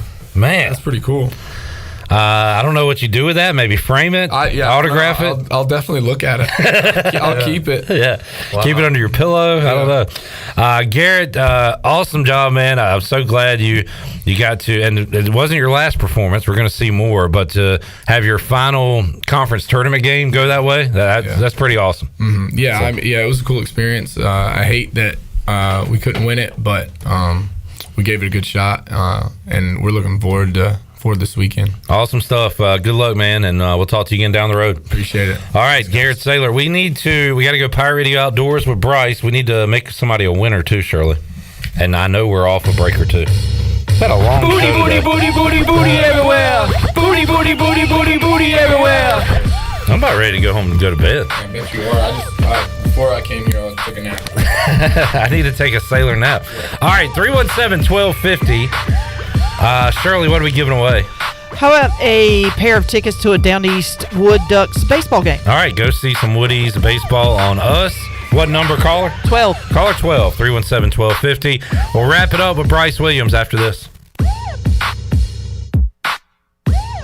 Jeff Stein, our special guest from Brown & Wood. Hey, Jeff, electric cars are coming. What's that mean for Brown & Wood customers? For the customers, like it or not, EV is coming. We've installed 5 electric vehicle chargers here at the dealership. We have the all-new Cadillac Lyriq coming at 1st of 2024, and we've just seen the first reservation for the new Sierra EV. People are interested in electric vehicles. How can they get up with you? They can visit us at brownandwood.net or 329 Southwest Greenville Boulevard. Brown & Wood, 4 brands, 3 generations, 2 rooftops, and 1 goal to make sure you leave a happy customer. Flight by Yingling. It's the next generation of light beer. For those who don't follow trends, but craft them. Flight by Yingling is 12 ounces of uncompromised refreshment from America's oldest brewery. With only 2.6 grams of carbs and 95 calories, this is premium refreshment 6 generations in the making. Don't just raise a glass. Raise the bar. Flight by Yingling. Available wherever beer is sold. DG Yingling & Son Incorporated, Pottsville, Pennsylvania. Please enjoy responsibly. Did you know that it's illegal to dig without first calling 811? 811 is a free program that locates underground utilities, marking them with flags and paint lines so you know where not to dig. Accidentally digging into utility lines interrupts service and could seriously hurt you or someone else. If you know someone who's planning to dig, encourage them to call 811 at least 3 full working days before they dig. 811 is free, it's safe, and it's the law. This message is brought to you by Greenville Utilities and this station. It's time to think about our graduates. Hi, it's Russell with Russell's Clothing in downtown Washington. 40 years in business means we know a lot when it comes to graduation season. Whether it's that just perfect gift, a small reminder, or a gift certificate, we can help. Russell's is fully stocked for the occasion. We're a full-service men and women's clothing store dedicated to customer service. Our signature gift wrap is free and beautiful. Remember, it's all about you, our pirate friends and customers at Russell's in historic downtown Washington. The best burgers around. Everyone loves a thick, juicy, and fresh burger. Tiebreakers in Greenville, plus the all-new Tiebreakers in Winterville do real burgers better than anybody. So don't just go to any burger-themed restaurant chain. It's time to break the chain and eat local. Tiebreakers, real burgers at its best. Everybody loves burgers. It's time to save big and save now during Bostic Sugg Furniture's Memorial Day markdowns. Beautiful furniture for your home with Memorial Day markdowns you have to see to believe. Plus 6-month special financing. Save up to 70% off clearance items. Plus take an additional 25% off accessories. This is a must-shop event with incredible savings store-wide. Start sleeping better and save on a new mattress with up to 48 months special financing. Now at Bostic Sugg Furniture. This is Kim McNeil here, head women's basketball coach of the ECU women's basketball team. I'm excited to announce several camps that we've got going on this summer. Our Pirate Day camp will run from June the 12th through June 15th from ages K through 4th, which will go from 9 a.m. to 12 p.m., and 5th through 9th from 9 a.m. to 4 p.m. Come out and have the opportunity to spend time with ECU women's basketball players and coaching staff. You can sign up at Kim McNeil Basketball Camps at ECU.com. Go Pirates! Great food, great atmosphere, and great service is Attavola Market Cafe. Attavola is simply a restaurant that focuses on that, being a great restaurant. There's something for everyone at Attavola. The menu offers a variety of great choices like pastas, pizzas, sandwiches, soups, salads, and seasonal rotating selections. Lunch or dinner, Attavola is always the right call. Call ahead and get Attavola to go, or stop by the bar for a drink with friends. It's simple. Come and eat at Attavola Market Cafe, Red Banks Road next to Food Lion, and AttavolaMarket.com. Attavola, Pirates supporting Pirates. This is Garrett Saylor, and you're listening to Pirate Radio, the voice of the Pirate Nation.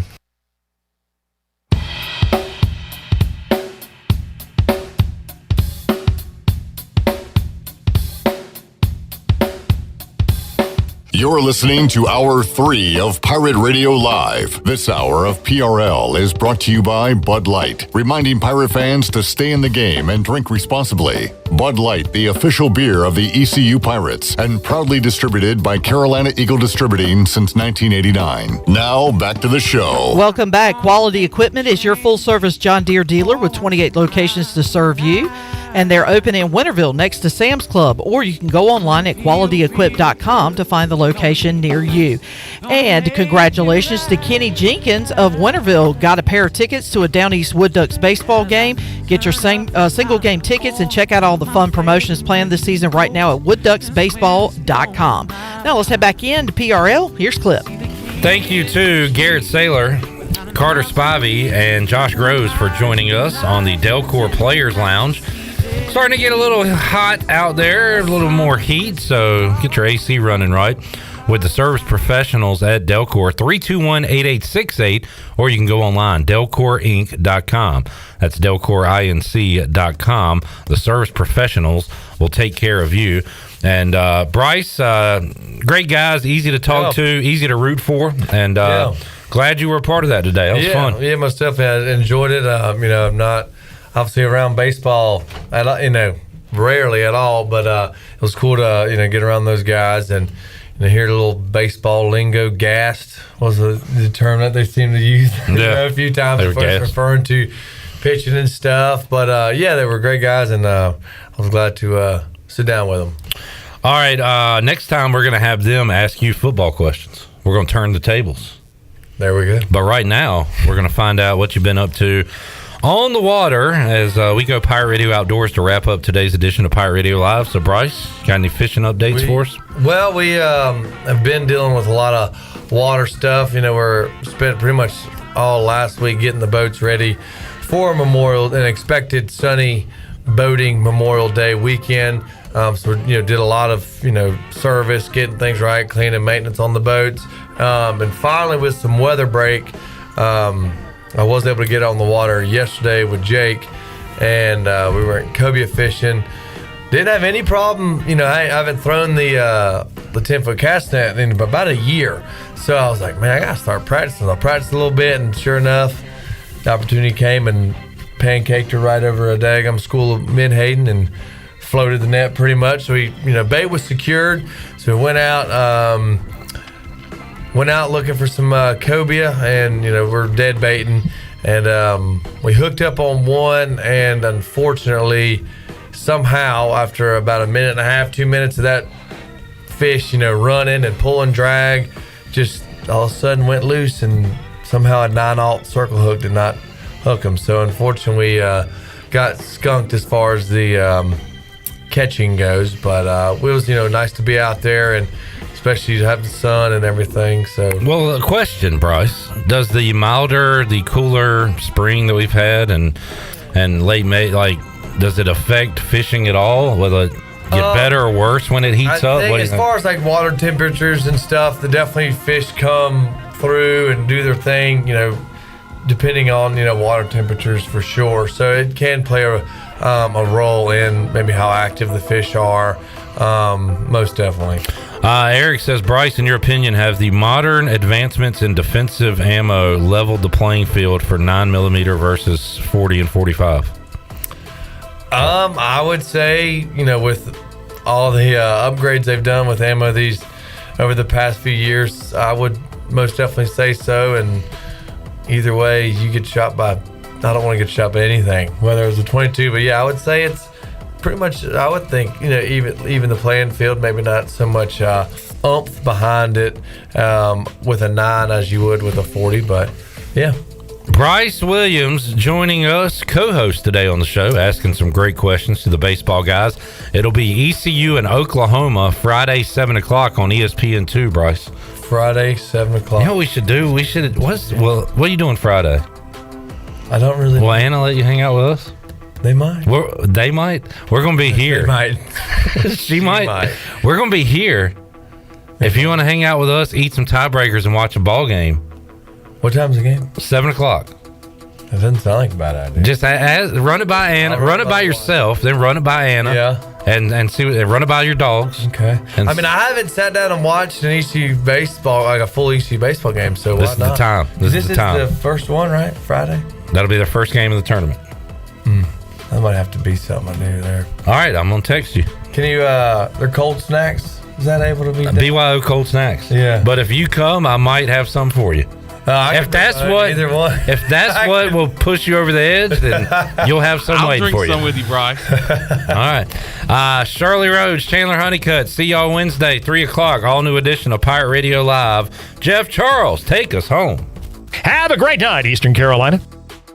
Thanks for listening to Pirate Radio Live, an exclusive presentation of the voice of the Pirate Nation. This is Pirate Radio, WGHB Farmville, 1250 at 92.7 FM Greenville.